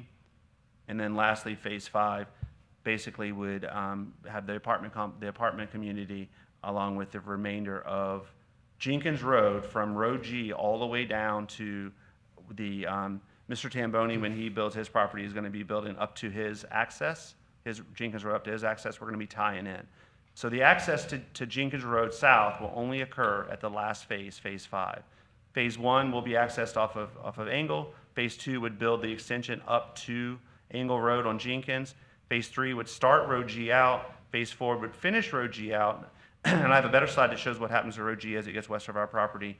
And then Phase 5 would show this. So for Phase 1, access to Engle. Phase 2, access to Jenkins. Phase 3 would be Jenkins and Engle. And then Phase 4, you would have access all the way out to Kings Highway. Irene showed these slides already, so I'm going to breeze through them pretty quickly. These are the traffic conditions that we have placed on the project, showing improvements and when they need to happen. Irene did state that we need to get a little more specific about exact timing of these, whether it's at building permit or whether it's at CO or at site development permit, and we're in agreement with her on that. We can definitely do that. These are the single-family lots. I know that this commission is very interested in single-family lots and their sizes, and so really there's two sizes, a 40-foot and a 50-foot wide. The reason there's 4 is because staff did make a statement about having a little bit wider setback on the corner units, and so those corner units are actually a little bit wider, 50 foot for the smaller size on the corner, and then 60 foot for the larger size on the corner. Just to demonstrate how these would lay out and what they would look like. We talked about the building footprints. This to me is the most important part. I always tell my clients that when they have a PUD like this, I think of these unit types as a menu, like if you go to a restaurant, and the only thing that you can select is things that are on the menu. So these building footprints that we have here that we're looking at are what the builders are going to be able to select from when they want to go in and build this community. So these are the building footprints. This is what's most important. We have 2 different building footprints for the multifamily. We have a duplex or a villa type product that would work. That's to the far right. And then we have 2 different types of townhouses. This is a 20-foot wide townhouse in the internal, 24-foot on the external. This is a 4, 6, and 8 unit building. Again, think of it as a menu. These are the things you're going to pick from when you want to develop. And then the other type of townhouse is a little bit more narrow, 20-foot towns, again, a 4, 6, and an 8 unit. These can only go on the preliminary development plan where we've identified townhouses, just like the multifamily. Multifamily can only go where we want to put the multifamily. And then the single family, we can intermix the 40s and 50s in the single family. One of the things I think is exciting about this project is that we've been working on the Jenkins Road area plan for many years, since 2007. And we're starting to see that come to reality, and I think that's exciting. This plan is proposing let me go back to that real quick. Just again, the roads are important because this development connects all the roads in this area, which I think is very, very important. Engle Road to the right, to the east, Kings Highway to the west, and Orange Avenue to the south. So this development is going to be at the end of this day, is going to build two major roads. Jenkins Road from Engle all the way down to where Jenkins is going to be improved south of this. So this will provide a connection from Engle all the way down to Jenkins. The other roadway that this project is going to build is Road G, from the easternmost extent to the westernmost extent. So this is a pretty, I think Irene said it correctly when she said this is the heart of the Jenkins Road area plan, because it really is. So you're going to say, okay, Brad, well, that's great. What else is going to happen? Well, we're going to build those roads, or the Eagle Bend will build those roads, and then someone will be responsible for building Avenue Q, which will be that connection that connects Jenkins Road out to Kings Highway. I believe Commissioner Slack brought that up. What roadways connect Jenkins to Kings? Well, right now it's Engle, and then it'll be Avenue Q, and then the next one would be Road G. So that'll be another connection between Kings and Jenkins. Right now, I'm working with the property owner for the easternmost portion of this, and we're going to be coming in for site plans and site development plans for the construction of Road G there. So this is happening. And then lastly, this section of Jenkins here will be built, as stated by Mr. Tamboni, and then Road A, which will be that access to the new school along our eastern property line. So once everything gets said and done, and we're starting this development of this roadway network, all of our roadways will basically pretty much be built in the Jenkins Road overlay. I think that's a pretty impressive thing. We talked about the proposed park dedication. That property, we looked at it, and it is on the other side. It's kind of an island unto itself on the other side of the wetlands. So it made sense to give that property to the county. In order to get there, we would either have to cross a wetland or come in from Engle or Road A. It's 9.4 acres, and we're excited to give that. We think it's a good location next to the school and next to existing residential further to the east. These are my favorite slides. I did this for my project last month. We have to ask ourselves, what's the proper location for projects like this? And I say inside the urban services area, in close proximity to schools, in close proximity to the transportation network, in close proximity to water and sewer. The county has recently approved projects that, in my opinion, are a little bit questionable, believe it or not, that are outside of on the fringe of the urban services area, where significant water and sewer has to be extended, where significant roadways have to be built, and where there are no schools. So, in my opinion, I feel like that this is a project that fits in with the county. We are not asking for an increase in land use. Other projects have done that. They said, hey, well, this is the 1 unit per 5 acres isn't enough. We want to go higher than that. We're sticking with our land use designation. We are not increasing that, which is what the intent of the comprehensive plan is. The intent of the comprehensive plan is to say, this is what we think this density should be, and the zoning implements that, and that's what we're doing. So if this is the proper location of the property, we are going to be about 2.5 miles from the interchange, again, transportation network, and also DOT is improving that entire section of Kings Highway for us to 4 lanes. We have water and sewer running along the north end of the property and also along Kings Highway. We're going to be looping that system. We're going to be bringing the system through our project out to Kings Highway. And then, of course, as Ms. Fogarty stated earlier, we're going to be right next to a brand new high school and a brand new K through 8 school. So it's a perfect opportunity when you invest money in schools and infrastructure and roadways, the density needs to be there. It's a good place for higher density. That makes good planning sense. When we drafted this staff report, we only had 5 conditions, and I think there were a couple more that were placed on there.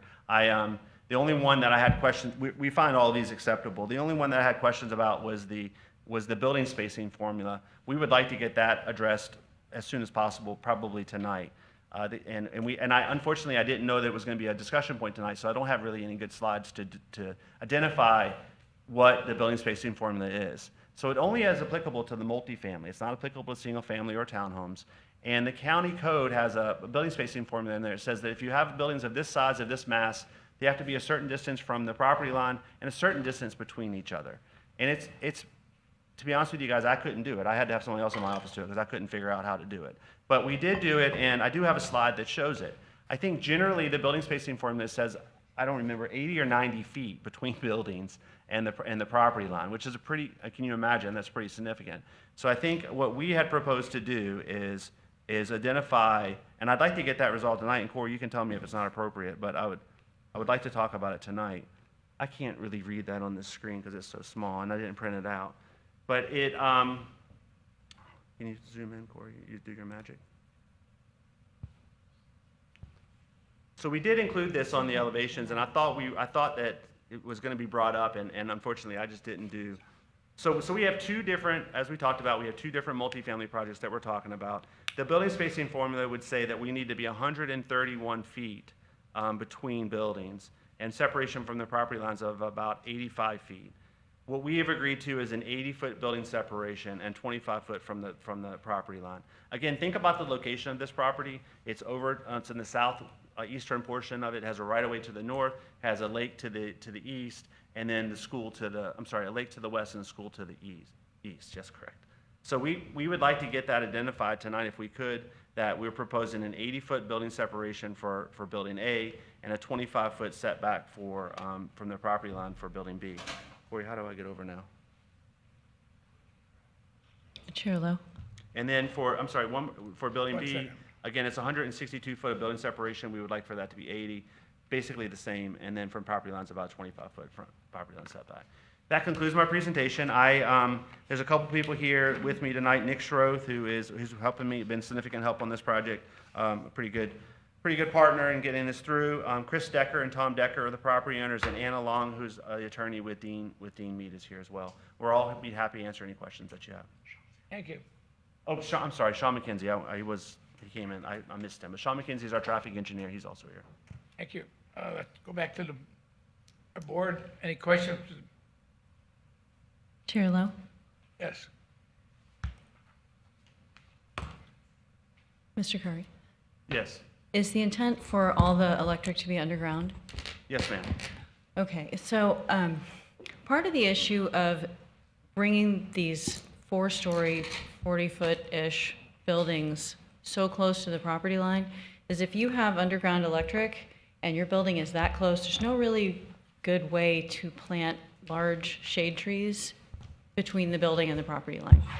So I'd like to see what your site section is with respect to the building, the landscaping, the underground utilities, and then the street section, to see whether that could work, because my initial take on it is that's really tight, and I don't think that's I gonna have work. a great answer for you, Commissioner Slack. We have a 160-foot right-of-way for Road G. That includes a 15-foot utility easement on either side of that. I'm sorry, it's 110. 110, I'm sorry, 110, but it does have the utility easement within the right-of-way. So when we dedicate the right-of-way to the county, there'll be a designated 15-foot utility easement on either side of the right-of-way. So that allows for those utilities to be placed in the right-of-way. In addition to that, we're proposing... Underground? Yes, ma'am. Okay. In addition to that, we have a 20-foot buffer on site. That's completely separate from what's in the right-of-way. So the utilities will be off-site, and then we have a 20-foot buffer on-site. So as Irene stated, we have a 20-foot buffer surrounding all of the property when it's adjacent to a right-of-way. That's outside of the right-of-way. It doesn't include any, and Irene's about to, I can't believe she hasn't interrupted me yet. She's gonna have street trees as well. So there's gonna be street trees, and there's gonna be buffers, perimeter buffers around all of the development. And the utilities are gonna be in the right-of-way, but adjacent to the property. Okay. Thank you. That's a very, very clear answer. I appreciate that. So you talked a lot about the sequencing of construction of the roadway. And from what I see, we basically work from north to south, 1, 2, 3, 4, and 5. But you don't complete the connection at the south end until the very end of the project. So you've got 1,700 plus units, 3,500 people all pumping up onto Angle Road to go anywhere, either coming through and past the current entrance to Panther Way to the school and all of that very tight road section along Angle, or the difficult intersection of Angle and Kings. It's really concerning where all that traffic is going to go. And refresh me what it is you guys are going to do to Angle Road besides turn lanes. Are you widening Angle Road as well? At this point, when we do the turn lanes, that'll be part of the widening. It would just be widen at our entrance. But as it gets further to the west, DOT will be doing significant improvements to that intersection. And I believe those are slated to start, I want to say 2026. Is that what or is it 2027? I think it's 2026, 2027 that the improvements to Kings and Angle are going to start. We expect the build out of this, I talked with Sean McKenzie before the meeting, about 2030. So we expect that those improvements will either be just completed or are being very near completion when we're done with the build out. The first phase is going to be going up to Angle Road. The second phase, of course, also goes up to Angle Road. The third phase, we're hoping to start having the traffic go out further to the west. That Road G connection going to Kings Highway, that's located here. That happens when? It's between phase 3 and phase 4. Your portion of that, but the portion that connects over to Kings, how is that? Nick is dying to talk, so Nick, you're welcome to come up or do you want Sean? No. Okay. Nick Schroth for the record. So this project is not specifically connecting to Kings, but there are other projects in the area. The KRE Industrial Plat is dedicating and constructing a section of Road G. So the anticipation is that there will be a Road G connection out to Kings Highway at some point in time before this project is ultimately built out. Have they submitted site plan at this point? They have a plat in. We have a plat application that's been approved, but not a site plan at this stage. And you know, there's a considerable amount of roads here, and you know, I can say with relative certainty that the cost of constructing all of these roads is you know, far in excess of what you know, impact fee relief might be there. I can let Sean touch on it a little bit more, but the traffic study methodology showed the traffic working, particularly with the FDOT improvements that have been funded at Kings and Angle. You know, obviously when FDOT funds something, it takes some time for that to begin to show, but the traffic models did show this, you know, functioning with the connection up there at Angle, but at the urgent of staff, we did agree to a southerly connection that completes the construction of a road section of Jenkins south from Road G over the canal there. You know, staff recognized that was kind of a missing link in it, so we did, you know, agree to that additional section that we felt was over and above what the actual traffic study called for. And Sean's here, so if you want to ask more questions about specific traffic study stuff, he can probably help you. Okay. Thank you. Any other questions? Yes, Mr. Lowndes? Go ahead, Mr. Black. So I brought up the issue of the underground electric as kind of a precursor to what I'd like to say right now, and that is when you look at that crossroads kind of in the lower center of your project, exactly, right there, and go east and west from there, you have the FPL utility easement. Are there existing transmission lines through there? What's going on there? There are existing lines there. Nick, did you? Yeah, we've had a lot of conversations with FP&O. We've hired a consultant that does work with FP&O. There's apparently a fairly significant distinction between FPL transmission lines and FPL distribution lines, and so transmission lines are really something that we can't touch. They control easements through there, so you know, just to be clear, those power lines cannot be buried.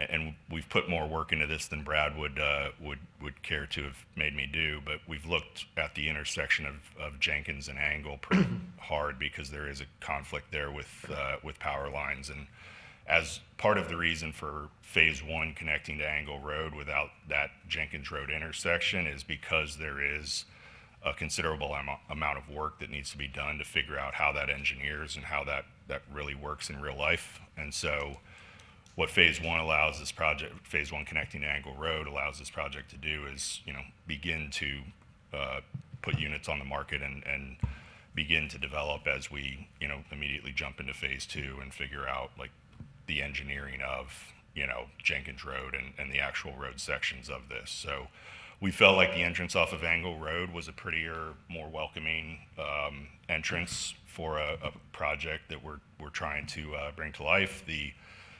Nothing wrong with the, you know, Orange Avenue Jenkins Road entrance, but it is a little bit more industrial, and so, you know, we think that'll be a great employment center for folks that are ultimately living here, but our focus is really on that, you know, north side of the project coming into the site. Okay. Thank you. Is it your? Mr. Lowndes? Go ahead. Go ahead. Are you through? Oh, go Mr. ahead. Lowndes?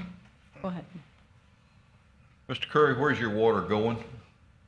The stormwater is, we have a meeting with the North St. Lucie River Control District. We're going to be actually helping them out by reducing some of their canals, and they're looking forward to it because there's a lot of their canals that go through this.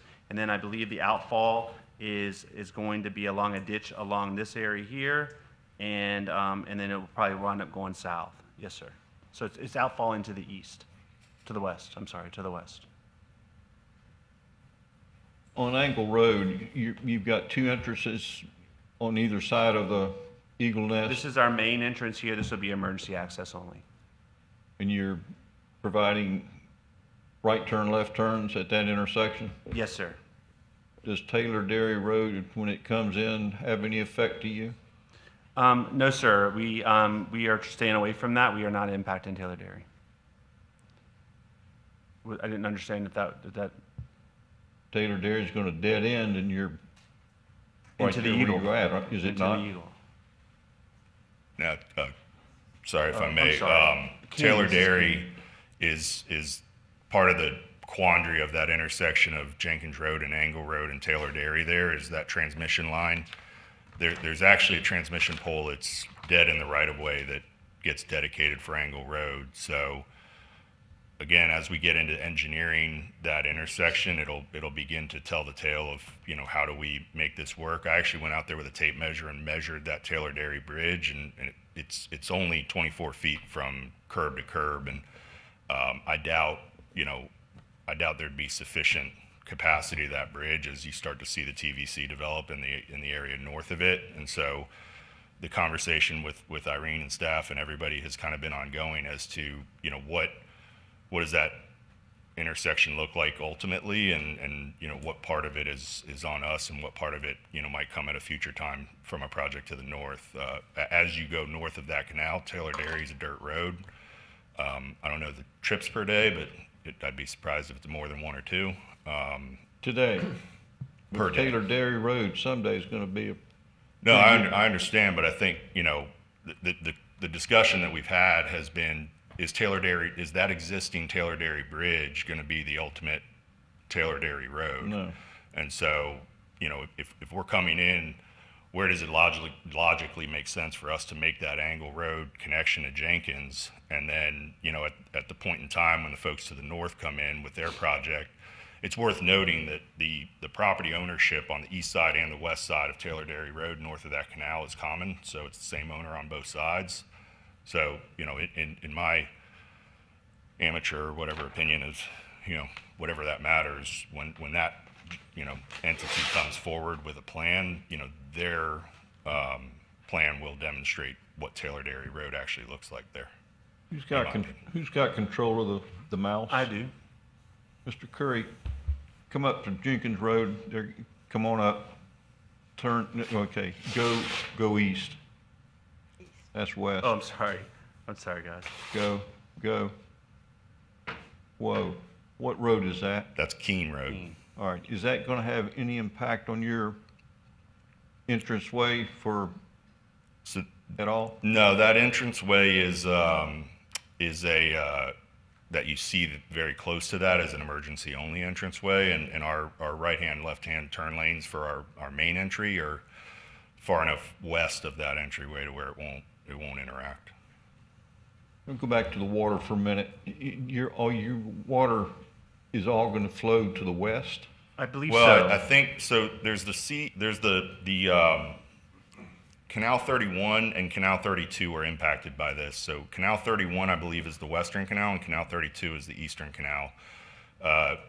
David Baggett in Brad's office has started conversations with the North St. Lucie Canal District, and he's actively working on our ERP permit with South Florida Water Management District. But we will be tying into existing North St. Lucie Canal District facilities or canals and taking over maintenance and control of those, partly for the construction of Jenkins Road, partly for the outfall of this project. And I believe, and we're not that far along to where I can say this with any kind of authority, but I think it'll end up being split between those two canals, the 31 and the 32. But all these lakes are united and joined together? Yeah, we do keep the stormwater drainage for the roadway separate from the project at the request of staff. So, you know, that has been, I believe part of our submittal was a conceptual engineering plan with drainage. So that has been, you know, thought ahead to the extent, you know, reasonable at this level. So the water off the roads is gonna be held someplace besides these lakes and ponds? No. So that lake right there that Brad's on, and then the lake to the south are, you know, dedicated parts of right of way. Okay. And those are part of our dedication, and that system operates and you know, is a county system. And then, you know, the lakes inside the project and the outfall of those lakes and the tying of those lakes inside the project is separate. Mr. Curry, did you ever know Bob Griffin? No, sir, I did not. He owned that piece of land. I guarantee you he's rolling in his grave tonight. Which piece of land, Mr. Lewis? Pardon? Which piece of land were you speaking of? This one? No, Or go this whole north piece? where the eagle nest is. Oh, You know where okay. the cow pens are? Sorry, I thought Joey Miller owned it. Yes, sir. This piece where the eagle is now. Is that what you're speaking of? Yes, sir. I did not know him. The piece that's to the left of this, go ahead, more, that piece right there, that's a residential piece? It is, yes, sir. It has a residential house on it. Okay. Townhouses or rental units? We have both. We have rental units here, and then the townhouses would be in this phase, and then a couple of are on this phase. But the townhouses Are for throughout sale. this complex are rental units? No, sir. Yes, sir. Right now, they're currently proposed as fee simple, and again, each of the 5 phases here is subject to a final site plan approval, and at that time, that'll be where we, cement the. So I could buy a townhouse? Yes, sir. Correct. Thank you. Thank you. Any other questions? Seeing none, thank you very much. Thank you. Anybody else? Presentation all set? Thank you very much. At this time, we'd like to open up the board for public comment. Anybody, public comments? Seeing none, we'll close that. Take it back to the board. Wait, Bob, whoa, All right. we got a public comment. Yeah, hello, my name's Dan Fesperman, and I just bought some property on Floyd Johnson Road.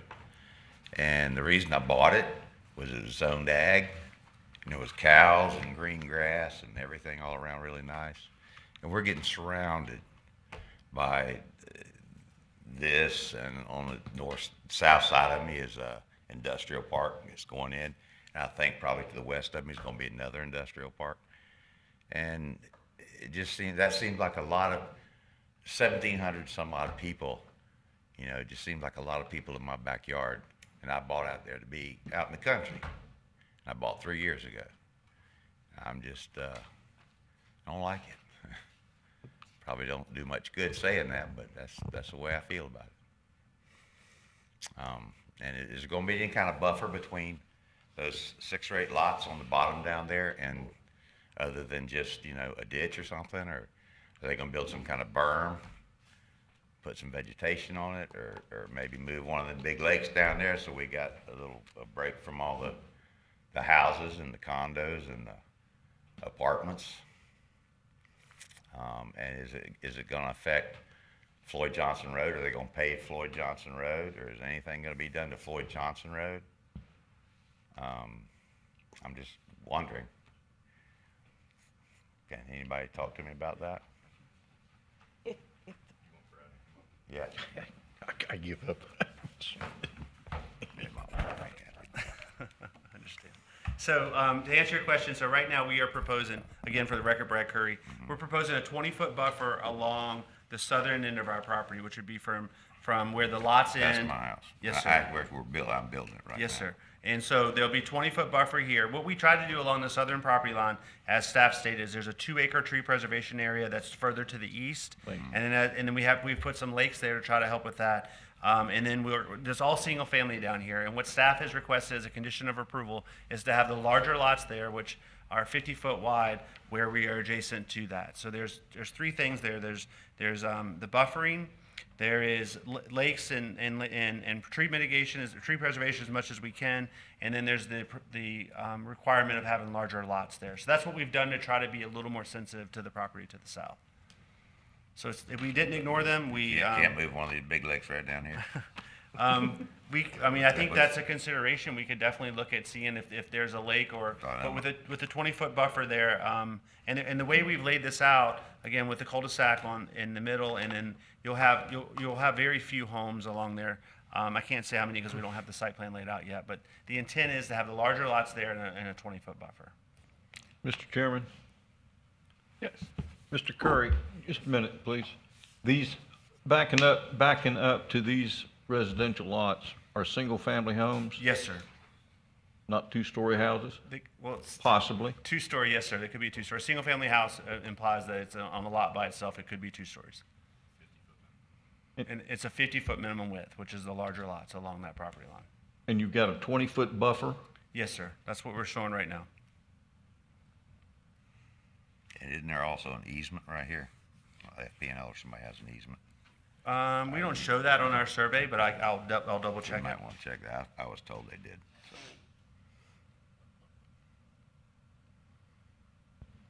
Ms. Sattermeyer, is 20 feet much of a buffer for what they're doing, in your opinion? It requires shade trees every 30 feet, and it requires a hedgerow that would become a fairly dense separation, depending on how they plant.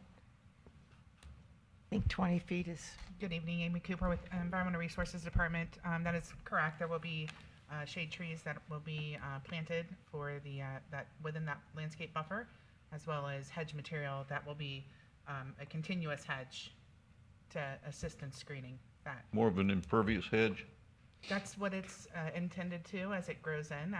Within 18 months, it should be a hedge that screens fairly well. Not completely opaque, of course, because there's not going to be a proposed fence or wall, to my knowledge, yet. I think we're still working on those details as the site plan will come in. But the hedge material that will be planted over time should provide a very good vegetative screen. Mr. Benton, did we not at one time have some rulings or discussions about fencing? Vice Chair Lowndes, members of the commission, and I think this answers both questions. The requirement of an opaque buffer would be to transition multifamily to single family or non-residential to single family.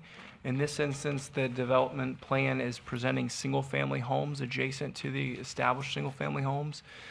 In addition to rear yard setbacks, the 20-foot buffer is offered.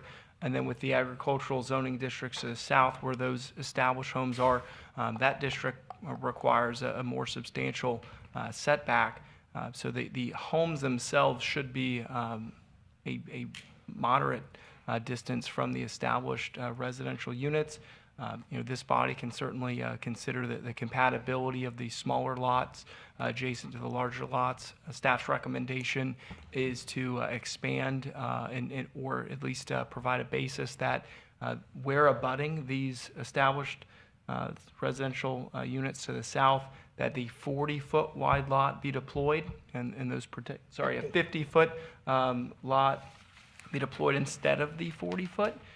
So that could provide a little bit more of a transition, and as this plan indicates, some tree preserves on the east side, stormwater ponds, and a cul-de-sac, where it's not simply a uniform line of backyards or side yards for the new single-family homes proposed.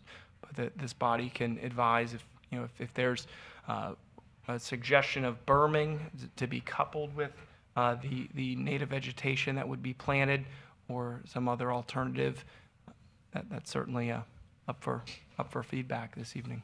Mr. Curry? Mr. Yes, sir. Benton? Ms. Settermeyer? You only got 3, 6, 7 residents backing up to this piece of property? Yes, sir. And you don't have any other residential areas that you are contending with? Not that I'm aware of, no, sir. Staff, I would certainly recommend that we look at benefiting Mr. Curry, whatever you can, to help these people in a buffer area for a development this size. I wouldn't want you in my backyard either. My wife thinks you. Well, I mean, you've got 5 people or 6 or 7 families there to contend with. It's not like you're putting this thing in the middle of Port St. Lucie someplace with 300 other houses around it. Go ahead, sir. Sorry, Nick Schroth for the record. One of the challenges in planning something out this big is phase 4 is a long ways away, and there's a final site plan that comes with that, and so we've been into the weeds and out of the weeds of what does phase 4 look like as it backs up to that property, and the development code of the county requires us to show some level of circulation and some organization of the site as far as ponds and buffers and things like that. And so what I might offer is that if we can get a little more flexibility in how Phase 4 is planned, that flexibility would be offered in the event we provide a greater buffer to these houses down here. So in other words, if in the final site plan, these lakes became a little more linear, or in the final site plan, the buffering areas got spread out. I mean, I've asked Brad to get into the weeds on things that are very close to my peripheral, like the intersection of Jenkins Road and Angle Road, just, thinking through construction and how that actually happens. That's had my focus, and it certainly doesn't take away from, being able to provide an adequate buffer down there.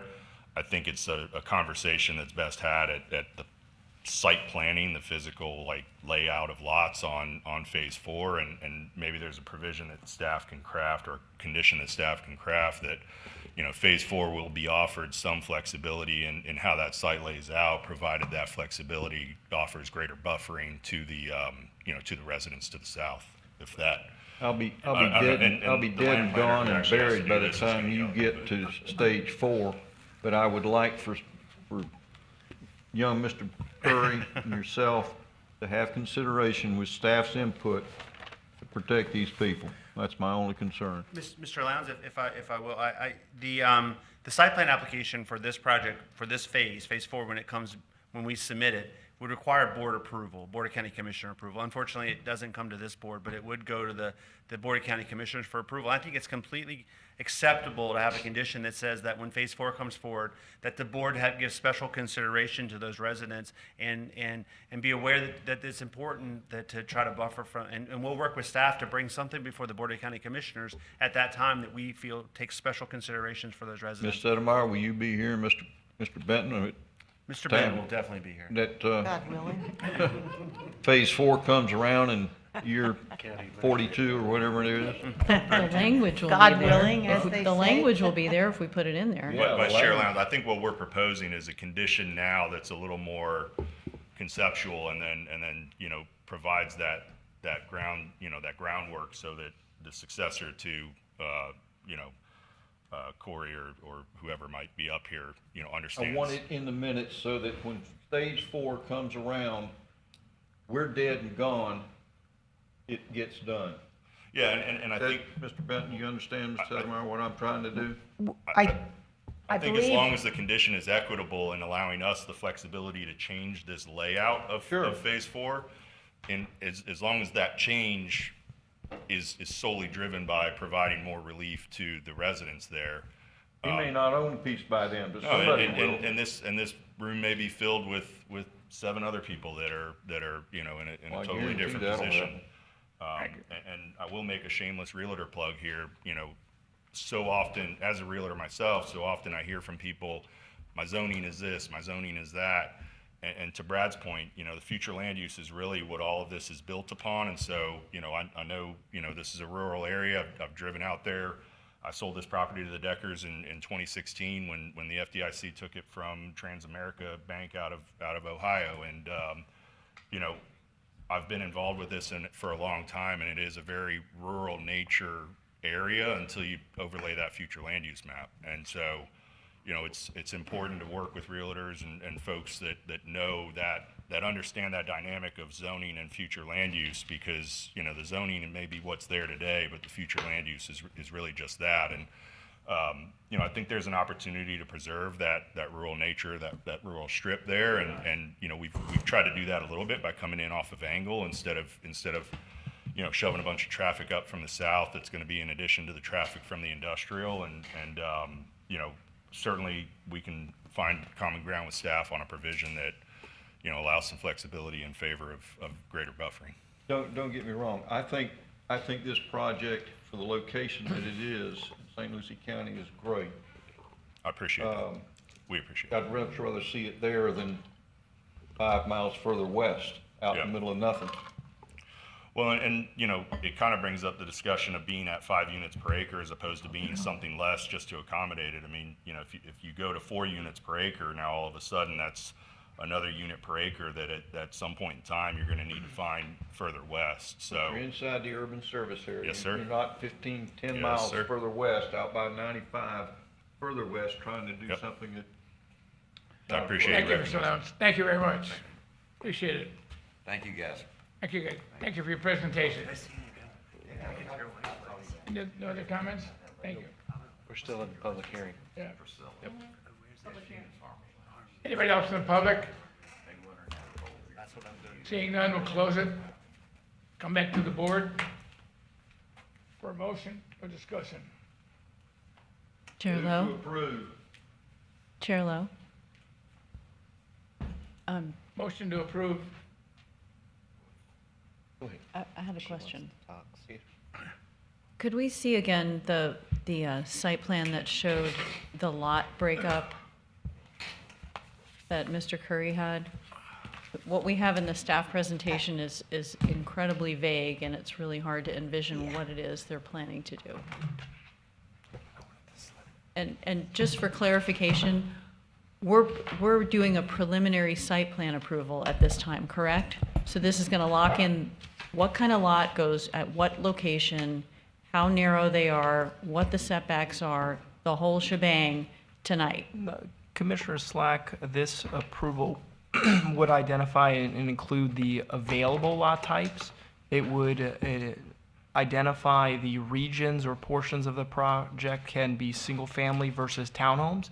However, it doesn't explicitly prescribe where 50-foot wide lots would be, 40-foot wide lots, except for if staff's recommended condition is accepted. Now, the corner lots, that is an additional prescription.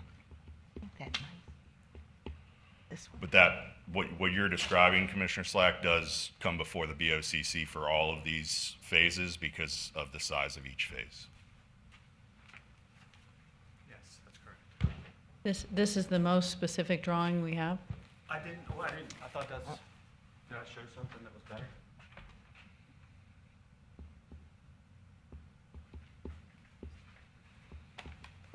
What were you, especially, can you explain to me what you were looking for one more time? I'm trying to understand where we have 50 foot, where we have 40 foot, where buildings are next to one another. Part of the, I call this a preliminary development plan, and staff's calling it a site plan. I think it's planners fighting over words here. As we've talked about, this is a 5-phase project, and to get into the details of where exactly a 40-foot wide lot's going to go, or where exactly a 50-foot wide lot's going to go, I think that's too much detail, in my opinion. That's too much detail for a preliminary development plan. But what this preliminary development plan does do is it identifies where the single-family homes are going to go, and that could either be a 40 or a 50. It identifies where the townhouses are going to go, and it identifies where the multifamily is going to go. Again, those are very specific. And again, just to go back through this again, single family all through here, a couple of townhomes, 84 townhomes here, multifamily apartments here, and then townhouses here. Everything else is going to be a single family lot, whether it be a 40-foot or a 50-foot. The only other criteria that we have is a condition that has 50-foot lots along this southern property line here, and we're okay with that. Okay, can we go back to the building elevations, please?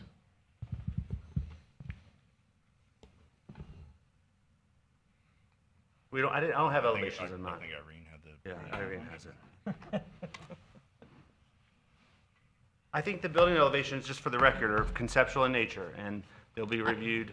I understand, they're conceptual. These are not final Yes, architectural drawings. I get that, Mr. Curry, but the concern is, it was very instructive when we looked at the development further west, down angle, understanding what it is we're seeing. And then the very next, maybe the same night, we saw the townhouses at Sable Grove or Sable Palm or something in Lakewood Park. And so we're seeing this trend toward garage-scapes everywhere. A lot of garage door dominated street fronts where there's really not a lot of room left for trees. So you guys have all these lovely parks and landscape buffers and street trees and things like that, but there's not a lot of space for green in front of these houses. There's no yard. And so that's concerning. And so if there's an opportunity for us to make adjustments or put language in about recessing the garage back a little and pulling the entrance forward a little bit so that it's not this garage door dominated thing, or if you've got pairs of lots that come off a common driveway, so there could be some green space and not the whole thing be hardscape. It'll save you money in ponds and hardscape, but it will also provide shade, help reduce the heat island effect, you know, have more pervious surfaces, and really make an overall more pleasant experience for people who live there and people who pass through it. Understood. And I think we can negotiate a condition with staff that requires a tree of some sort in the front yard of every certainly every single family house. And Isn't that a basic requirement? That's correct. So, single-family residential lots require a tree, one native canopy tree for every 2,500 square feet. So it's based on the size of the lot. Will determine this, how many trees does that have to go in the front yard, or is that just anywhere on the lot? Anywhere on the lot. So we could probably make the condition that, to your point, it goes in the front yard to break up some of that garage monotony. On the townhomes, you know, I think there's an opportunity to do a tree per lot with some leniency on the end units there. The challenge with making a ton of architectural decisions at this point is, you know, we're really kind of deciding the parameters for what people in the future have to do, and you know, oftentimes what happens is, you know, conditions to these projects prevent them from being, you know, built at all. And you know, I think the site plan approval stage that comes before the BOCC offers, you know, another, and I totally recognize it's not this board, and so, you know, there's a little bit of a, you know, trust in the system or faith that you've got to throw out there. But the, you know, I can't sit here today and tell you what, you know, builder is going to build on a lot that might be constructed out there, and so it makes it a challenge to make significant commitments to architecture. But I do think on the landscaping side, we could agree that street tree be in the front.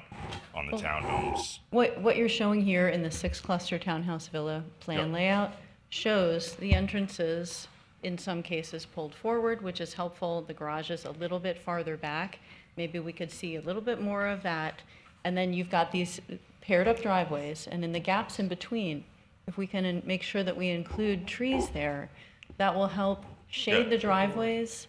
And if it's possible to do pervious pavers for driveways and things like that, so we help with the drainage, and we help with, you know, all these water quality problems that we have.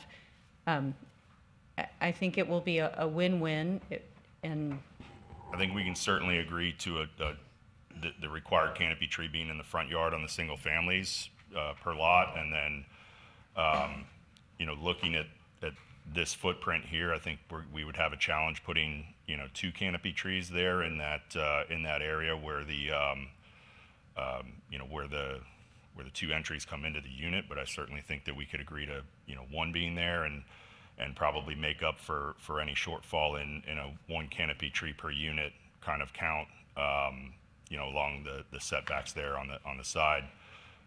You know, again, you know, pervious versus impervious driveways, you know, we start making architectural decisions, we start making decisions that we would generally see at the final site plan stage, and that an end builder would be involved in. And so it is, you know, it is the goal of this project, or at least it's our feeling that the market for this project is something that's a little bit more cost conscious. So if we end up with, you know, paver driveways instead of poured concrete driveways, you know, these are all costs that have to, you know, be absorbed somewhere in the pipeline. And so I think the trees, you know, to Amy's point, they're required of the lot anyway. Let's take what's kind of already on the board and you know, move it around so that it best benefits the project.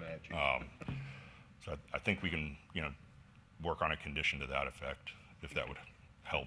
Thank you, to some degree. Amy, what is our tree requirement for the townhouses? So yeah, I'm assuming that these are going to be individual lots as well. So it'll be based on the size. So it'll be 20, you know, for every 2,500 square foot of a lot, 1 canopy tree will be required. So at a minimum, we'd have one tree per unit. And Correct. if you've got townhouses that are 5 feet off of these drainage lakes in the back.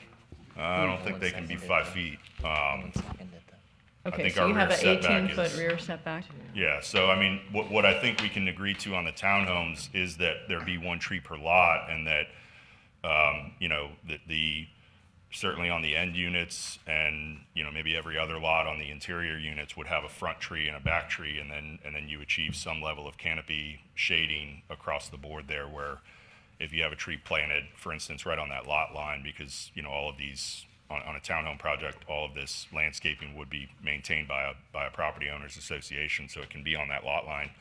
If you have that tree there, splitting that lot line on those interior units, and then another tree in the back splitting the lot line on those interior units, you meet your one tree per unit requirement in a fashion that, you know, is probably a little more detailed than what the code offers today. I think that sounds like a very reasonable solution. Okay. Yeah, I think that'll help provide the shade, keep the heat island effect down, and really make an overall nicer project than just garage doors and no trees and a bunch of shrubs. No, it's So- a point well taken, and, you know, it's, you know, it may not look like much the day they plant it, but, you know, a 10-year-old oak tree is a pretty substantial tree, and, you know, gumbos and some of the other natives that they've, you know, planted, that they're Better than a planting palm today. tree. Mhm. What's that? Better than a palm tree. Yeah. Well, I think, Thank you. Thank you very much. Mr. Lowndes, you still making your motion? I'm sorry, just wanted to make sure Ms. Slack understands. We do have street trees as well, so there will be street trees and so we'll have a couple of layers there. So just wanted to make sure you were aware of that. Even at the townhouses? Yes, ma'am, 50-foot right away. Thank you. Mr. Lowndes, you still have your motion? Staff, are you ready? Yes. I just want to Yes, make a, I move to approve with consideration from Planning and Zoning Commission's comments. The second? I had a comment real quick. Sure. So we just gave pushback on the development to the west because of 5-foot setbacks. We wanted on the sides and 40-foot lots, and that at least had a unit count of how many 40-foot lots. And we're about to vote on one that's got 5-foot side setbacks, 40-foot lots, and there's no cap on how many 40-foot lots are in there. And the reason we were told that it was worth the compromise on the last housing project is we had over 60% open space. This one we have 40% open space, which is 5% over the minimum requirement, but we're still dealing with possibly unlimited 40-foot lots and 5-foot side setbacks that nobody liked on the last project less than a quarter mile to the west of this one. So that's something to think about. Like we just went back and forth a long time last month with Mr. Curry about this. And that was what the reasoning was, because of the large open space concession, that we should be amendable to that. That was the reason why to be amendable to it. And now we're about to vote on one with no unit count, minimizing it. Staff's recommendation about the 50-foot lots on the southern side, if you look at the map, it's either a cul-de-sac lot that the rear lot is going to be way more than 40 or 50 feet because it's pie-shaped, and all the other lots are on north-south roads, so you're looking at the side of the lot. So whether that lot's 50 feet or 10 feet wide, you're looking at the depth of the lot because it's perpendicular to those residential units to the south. So I understand the intent.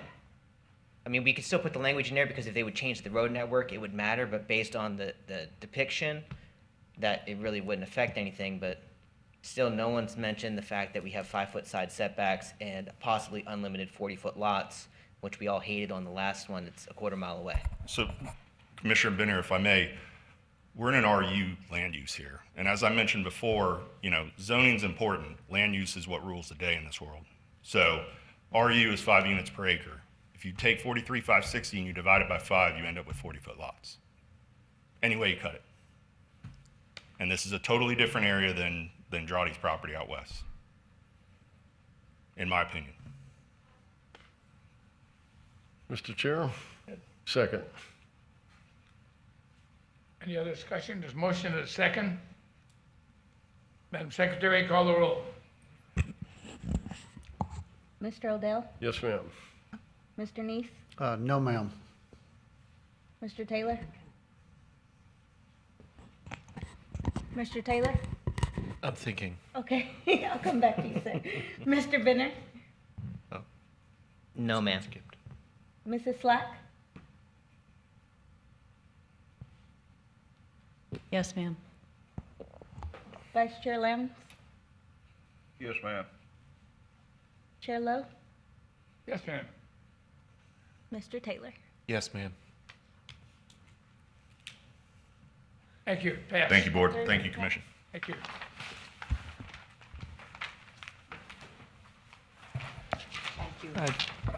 Chairman, members of the commission, our team will work to draft some language that addresses the motion maker's content based upon prior discussions and couple those with staff's recommended conditions that this body supported.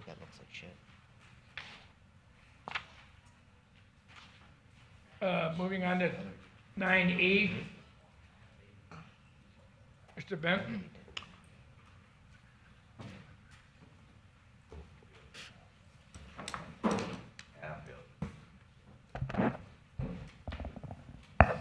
Good evening again, Chairman Lowe, members of the commission. I'm going to try to shift a little bit to ensure that I'm directly in front of a microphone and don't cut out. But agenda item 9E is a county-initiated text amendment to the Land Development Code, specifically addressing architectural features and accessory structure height. The public hearing for this item was duly noticed via an ad in the local newspaper in advance of the board, in advance of the Planning and Zoning Commission's hearing this evening. The Board of County Commissioners held an informal discussion, which included the topic and matters before you. Additionally, the board authorized a permission to advertise this text amendment to advance through the review process. As an overview to the amendment, the two major components of the amendment in modifying the code, it would allow for non-habitable architectural and mechanical features, including but not limited to parapets, chimneys, steeples, spires, elevator, machinery, and shafts or similar features to exceed the maximum building height by not more than 5 feet, and to allow non-commercial garages, carports, and enclosed storage structures to exceed the height of the primary residence. However, it's not to exceed a maximum height of 20 feet in a residential zone or 25 feet in an agricultural district, subject to the requirement that this accessory structure be behind the primary facade of that principal residence. So for context, contained within the county's land development code for Part A of the amendment, the county defines height based upon the established minimum floor elevation. That can be set based upon a measurement with respect to the center line of the adjacent roadway. Stormwater requirements is set by the county or South Florida Water Management District, or in a coastal area established by FEMA or the Florida Department of Environmental Protection, of course, in other special flood hazard areas that can also be established by FEMA. But the peak of that height calculation is contingent upon the styling of the structure. For gable roofs that have at least a 412 slope, that measurement is to the mean roof height. For flat roofs, that is measured to the peak of the main roof surface, and then for mansard roof designs, that's measured to the deck line. For the purposes, again, of the Land Development Code, we begin the measurement based upon the minimum finished floor, and we do provide an exemption for solar panels mounted on the roof. And historically, staff has allowed up to a 2-foot parapet or similar architectural feature to exceed that main roof height where it's architecturally significant and compatible with an overall design. This text amendment would provide clarity, eliminate the gray area, and be accessible to any reviewer, design professional evaluating our land development code when they're preparing the design for a residential or commercial structure.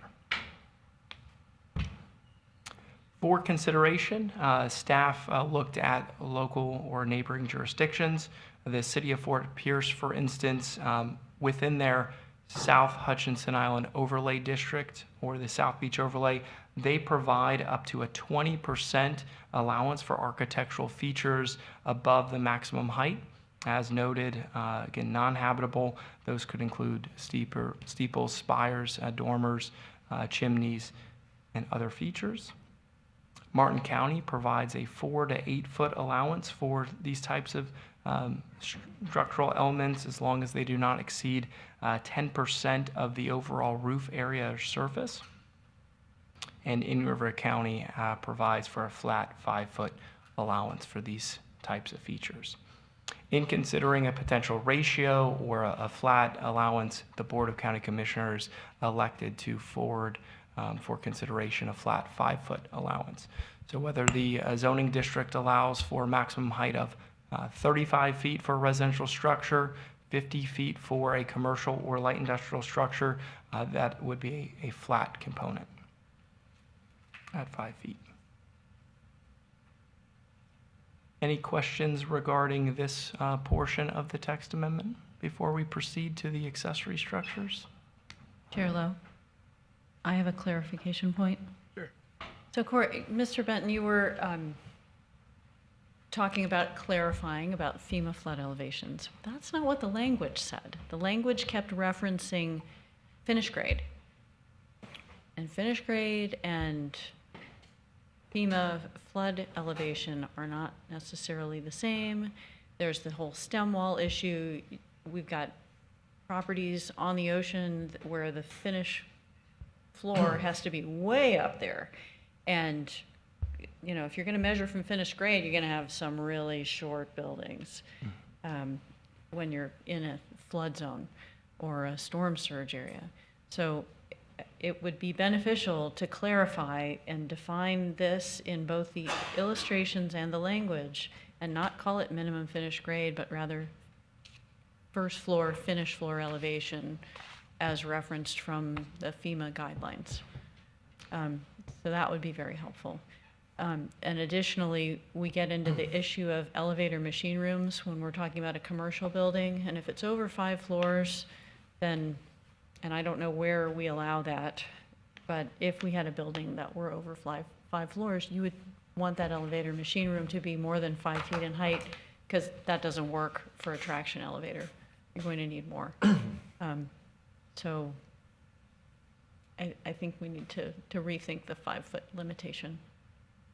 I think that the idea of it being either 20% or the 8 to 12 foot perhaps, as long as it's no more than 10% of the roof area is reasonable, and 5 foot elsewhere. But if we wash it down to a 5 foot cap, that means you lose a whole floor of your building in order to make that elevator machine room work if you have a traction elevator. That just doesn't really work. And anytime you have to have your stair daylight up at the roof for the fire department to have walkout access from the roof access stairway, that's going to exceed the top of the roof height, and you need more than 5 feet for that. Otherwise, you lose a whole floor of your building just to get the fire department up there. So that's all. Chair, excuse me, Chair Lowe, if I may, Commissioner Slack, the feedback in clarifying the minimum finished grade, I think would be of value in this section of the Land Development Code. Section 70401 and subsequent subsections do look to clarify the 18 inches above the crown of the road or other design elevation, but I think having consistency between the Land Development Code sections is significantly important. Pertaining to the scenario in which we may have a 4-story, 5-story, 6-story building with the additional projection, one counter I think that staff may suggest is that For residential districts, we maintain the 5-foot flat allowance. The only district that I'm aware of that's residential that would allow for greater height would be on Hutchinson Island in a particular zone where 125 feet is allowed, and so there's a lot more latitude within that measurement for design elements and setting the stage for something like 10 or 11 stories. For commercial, certainly understand if someone's designing a 4-story or 5-story hotel in a height allowance of 50 or 60 feet, that a ratio might be more appropriate where specified to non-habitable fixtures and structures. So that may be a consideration for this body as to feedback. Any other inquiries or feedback on the proposed amendment to the architectural components? As long as you can dumb that down when we do our motion, whatever you just said. Flat 5 feet for residential, consider a ratio of 20% non-habitable architectural features for commercial. Perfect. What he said. That's good. I can articulate that. The part 2 of the request this evening is related to accessory structures or accessory uses. On screen is the subset of the definition today, where I'll draw attention to subpart 2, where the structure or use is subordinate in area, extent, and purpose to the principal structure or principal use served. Staff in our implementation, at least in the last several years, has utilized the term extent to equate to height as well. And what we've observed in the field and with building permit applications is that we may have an established single-family residence that was built in the 1950s that might be at 10 or 12 feet, and we'll shift to some exhibits and scenarios here, but the petitioner is seeking to have a detached garage, storage shed, a carport that might encompass their boat, RV, camper, that would exceed the height of the principal residence. And so the petition this evening, and we'll go into details, would allow for, in residential districts, an accessory structure to exceed the height of the primary residence if it does not exceed 20 feet, and if that accessory structure is set back from the front facade plane of the residence. In an agricultural district, that would be allowance of up to 25 feet for that accessory structure. So to run some scenarios, here are 2 established homes built in the 1950s along Indian River Drive. You can see that the overall height of these structures may be in the range of 11 to 13 feet.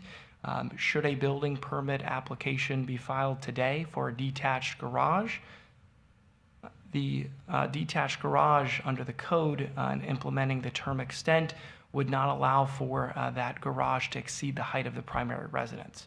There are other provisions in the Land Development Code that again regulate setbacks, that regulate the maximum height of structures on the property regardless, maximum lot coverage. We even have a limitation where the floor area devoted to the accessory structure cannot exceed that of the primary residence. So if we had a 1,500 square foot home, we wouldn't have a 3,000 square foot detached garage. We also have the provision of not to exceed 35% of the maximum building coverage for that lot. So if we did a ratio where the maximum building coverage of a 10,000 square foot lot was 30%, if we took that 3,000 square feet, the accessory structure ratio would not exceed 35% of that 3,000 square feet. But the consideration is to loosen the guidelines for these accessory structures under certain provisions. And so I created some scenarios here that we'll work through. On the left, assuming a primary residence situated on the property, and they're pursuing a detached garage. If that detached garage meets all the other criteria of the Land Development Code and is behind the front facade of the primary residence, it could be designed up to 20 feet in height regardless or independent of the height of the primary residence, which may be at 10, 12, 14, 16 feet. It's noted that if that primary residence today was 2 stories and 28 feet in height, that garage could be 25 or 26 feet in height. But this allows for some wiggle room or flexibility for older homes or more modest height homes. The other scenario, if someone was proposing a carport, detached garage, accessory structure in the rear, having the ability also to place that structure not to exceed the 20 feet in height.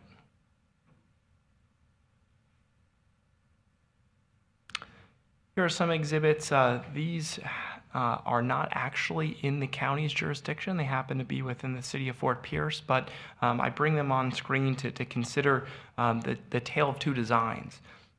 Under the county's land development code and implementation today, if the garage is under the overall roof line and structure of the primary residence, there's no preclusion of the garage itself to be on the upper limits of the height of the structure. And then the other scenario, which would not be permissible by code today, or even with the provisions of the code presented, unless that structure is set back at least marginally, where we have an older residence, possibly with a height of 11 or 12 feet, and then an adjacent garage that is in the ballpark of 16 to 18 feet, potentially more.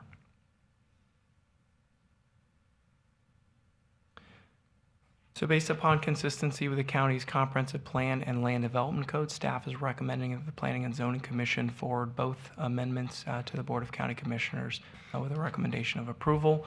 Certainly, we've talked about some constructive feedback this evening and any additional recommendations, potentially a specific figure as to how far that accessory structure that may exceed the height of the home needs to be set back from the front facade plane. Those are all considerations that this body could guide. Thank you, Mr. Benton. Any questions? Mr. Chair? Okay. Mr. Benton, does this text amendment apply to the airport overlay zone? In theory, Commissioner Odell, there could be properties within the airport overlay district that could take advantage of this. However, it would not trump or eliminate their need to comply with the airport overlay district. That is an FAA and county mandated requirement. I don't think that we would have any residential homes either in a residential district or an agricultural district at, for instance, 20 feet in height for the accessory structures that would create any conflicts.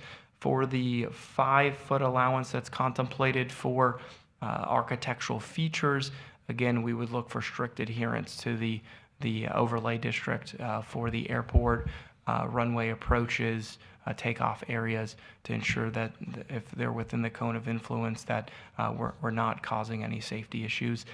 We do have the Roadrunner RV park and the adjacent mobile home park along Hammond Road on the west side of the airport, but luckily, based upon the orientation of the runways, we should not experience any conflicts based upon the parameters presented this evening. Okay, thank you. Thank you. Sure. Any other comments? Yep. Does staff have any direction as to an exact number for the feet of setback from the front facade? Like, are there any other codes that have a minimum required setback from the front facade, like for fencing or anything like that, that we can go off of, or? Commissioner Benner, when contemplating that, we didn't have a particular figure that we would recommend. Some of that consideration could be based upon the design or the characteristics of the lot or the home. For instance, if minimum front setback is 25 feet and the residence is built at 50 feet, it may make plenty of sense to only require a 1 or 2 foot offset.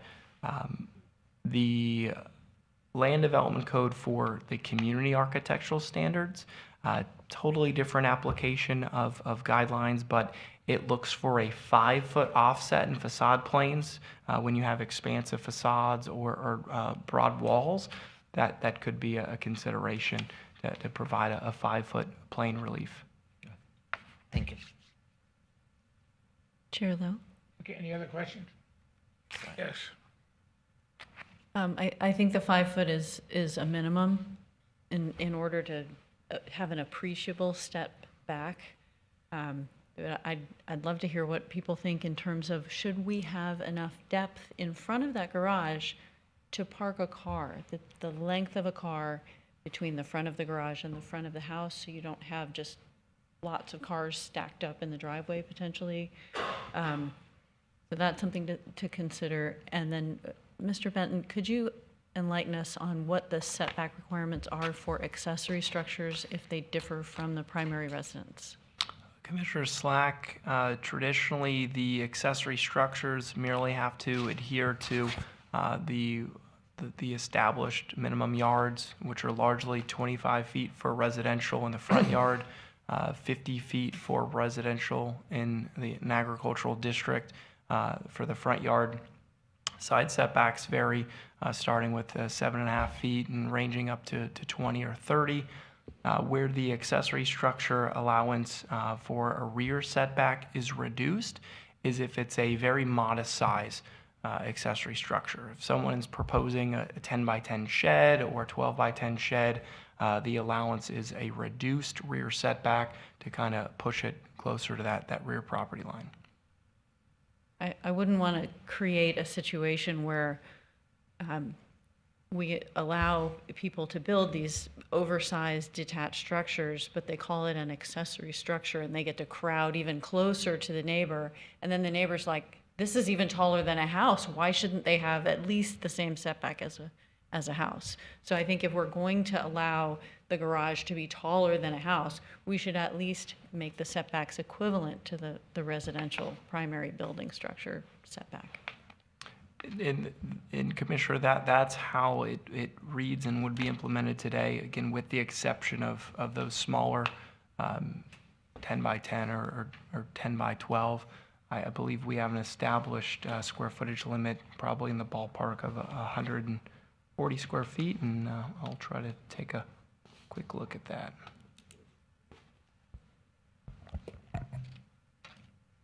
Do you guys have any thoughts as to, the stack back of cars in front of such a detached garage and whether it should be farther back or closer up?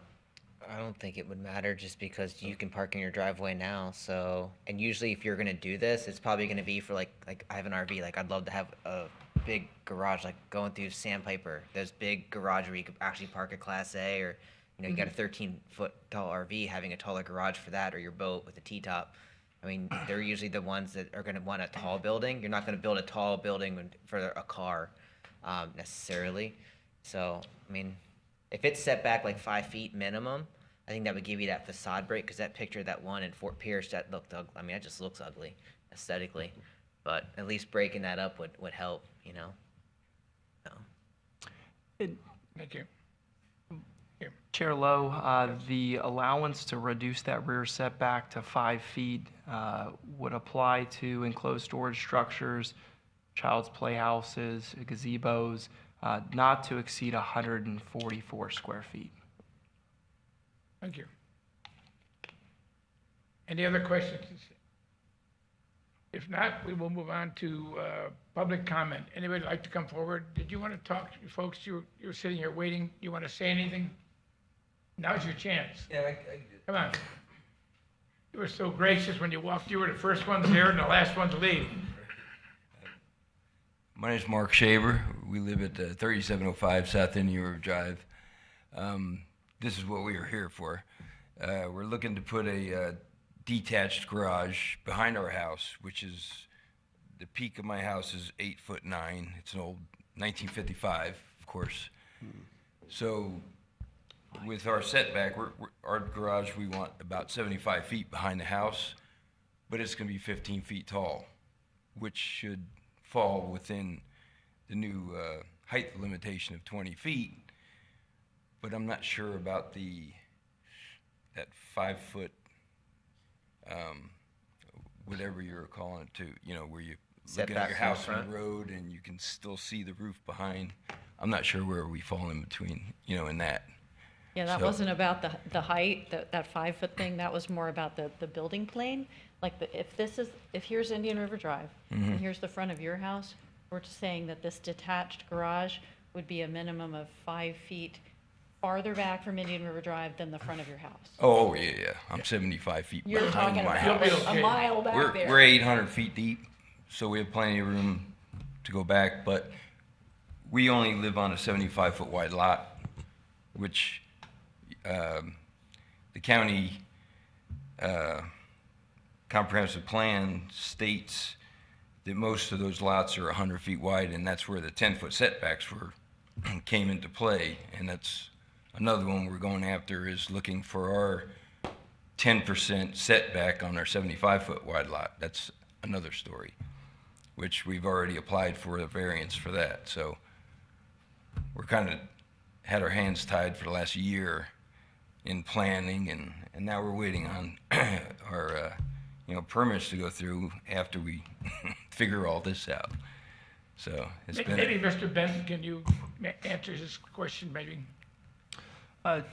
Chair Lowe, members of the commission, I think as was discussed and guided by Commissioner Slack, and I try to put a display on screen, we're introducing an accessory structure that exceeds the height of the home, and under this new provision, not to exceed 20 feet in height.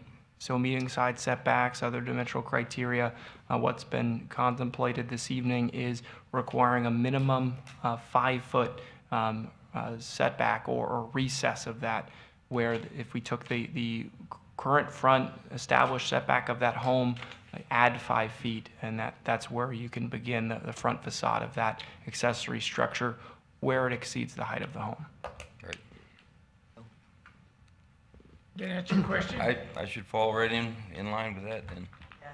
Yep. Thank you. Okay, thank you. Any other from the public? Seeing none, we'll close that and take it back to the board for a motion or a discussion. Chair Lowe? I'd like to Motion make a approved. motion. I'd like to move to approve both segments of the text amendment with the discussion items that we covered previously, which here, Mr. Benton knows what they are.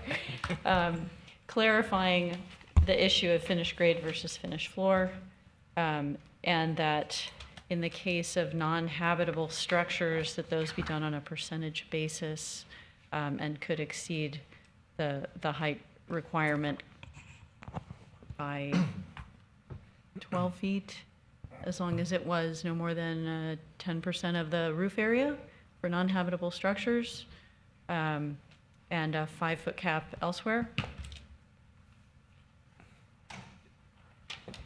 And Commissioner Slack, to clarify, that would apply to commercial structures. I know you referenced non-habitable, and that's a component of it, but the ratio of 20% of height not to exceed 12 feet is applicable to no more than 10% of the roof area. For non-habitable structures. It might also apply to multifamily.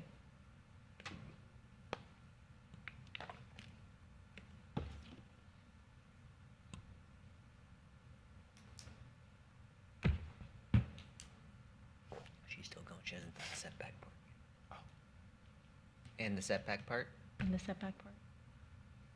Oh, and the accessory building being the component of the text amendment that we discussed, with the accessory building being taller than the primary residence, said accessory building would have to be, the front facade of the accessory building would have to be 5 feet back from the plane of the front facade of the primary residence.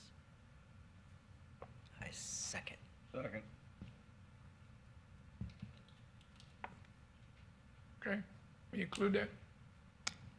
Thank you. I do have the notes. Anything? We got a motion and a second. Motion and a second. Madam Secretary, call the roll, please. Mr. Odell? Yes, ma'am. Mr. Neese? Yes, ma'am. Mr. Taylor? Yes, ma'am. Mr. Benner? Yes, ma'am. Mrs. Slack? Yes, ma'am. Vice Chair Lowndes? Yes, ma'am. Chair Lowe? Yes, ma'am. Number 10, workshops. Mr. Benton, I don't think we have any workshops planned. Chair Lowe, none this evening, but certainly the best wishes for a very happy Thanksgiving to this body, and looking back over the year, late nights, a lot of constructive discussions, a lot of research input and time expended by a volunteer body that's staff is very grateful, and I know our community appreciates the time and effort that this body puts into rendering recommendations. Happy Thanksgiving. One quick, our next board meeting date is the 16th, I think. Chair Lowe, members of the board, it will be on December 14th. We had an item continued. What I will note, we do have part 2 of our towns, villages, and countryside community workshop that will be on November 29th at 5 p.m. Is when the doors will open, but the structured portion is between 6 p.m. and 8 p.m. right here in the Board of County Commissioners chambers. So Wednesday, November 29th, back here at 6 p.m. It's a public workshop for the towns, villages, and countryside. Mr. Benton, will that be a continuation of the last one with more information given out, or what's? That is correct. The Treasure Coast Regional Planning Council is facilitating the two-part workshop. There was a preliminary overview, initial discussion, and feedback survey information acquired. That's been compiled, bundled into a report, and concentrated data. We're looking to present that and then try to dive into some of the more specific or strategic takeaways. Good deal. Thank you. One quick thing. We're looking for a recommendation to how to improve the speed of the board and the speed of the meetings, because they're going to continue to be long sometimes in the next 6 months, 8 months, because there's a lot in the things to be planned yet. I asked last time, any recommendations you might have in your mind, send into the county of improvements that we can make. Fire me and I'll keep my mouth shut. Okay, one improvement way, do we want to recommend a recommendation, reduce the board from 9 members to 7 members? That's been brought up. So, and just send your recommendations in. Anything else you have in mind, what you can do? Send it into them. Chair Lowe? Because I can't talk to you. Yes. Chair Lowe, just as a point that I'd like to make about that, I think we have a fantastic board, and I love the variety that we have of different areas of expertise. Everybody brings something particular to this group, and I think that we're far richer as a result. So I would not suggest that we reduce the board. I think we do better work because we all work together so well. Thank you. Thank you. Anything else? Motion to adjourn. Thank you. Woohoo. Happy Thanksgiving.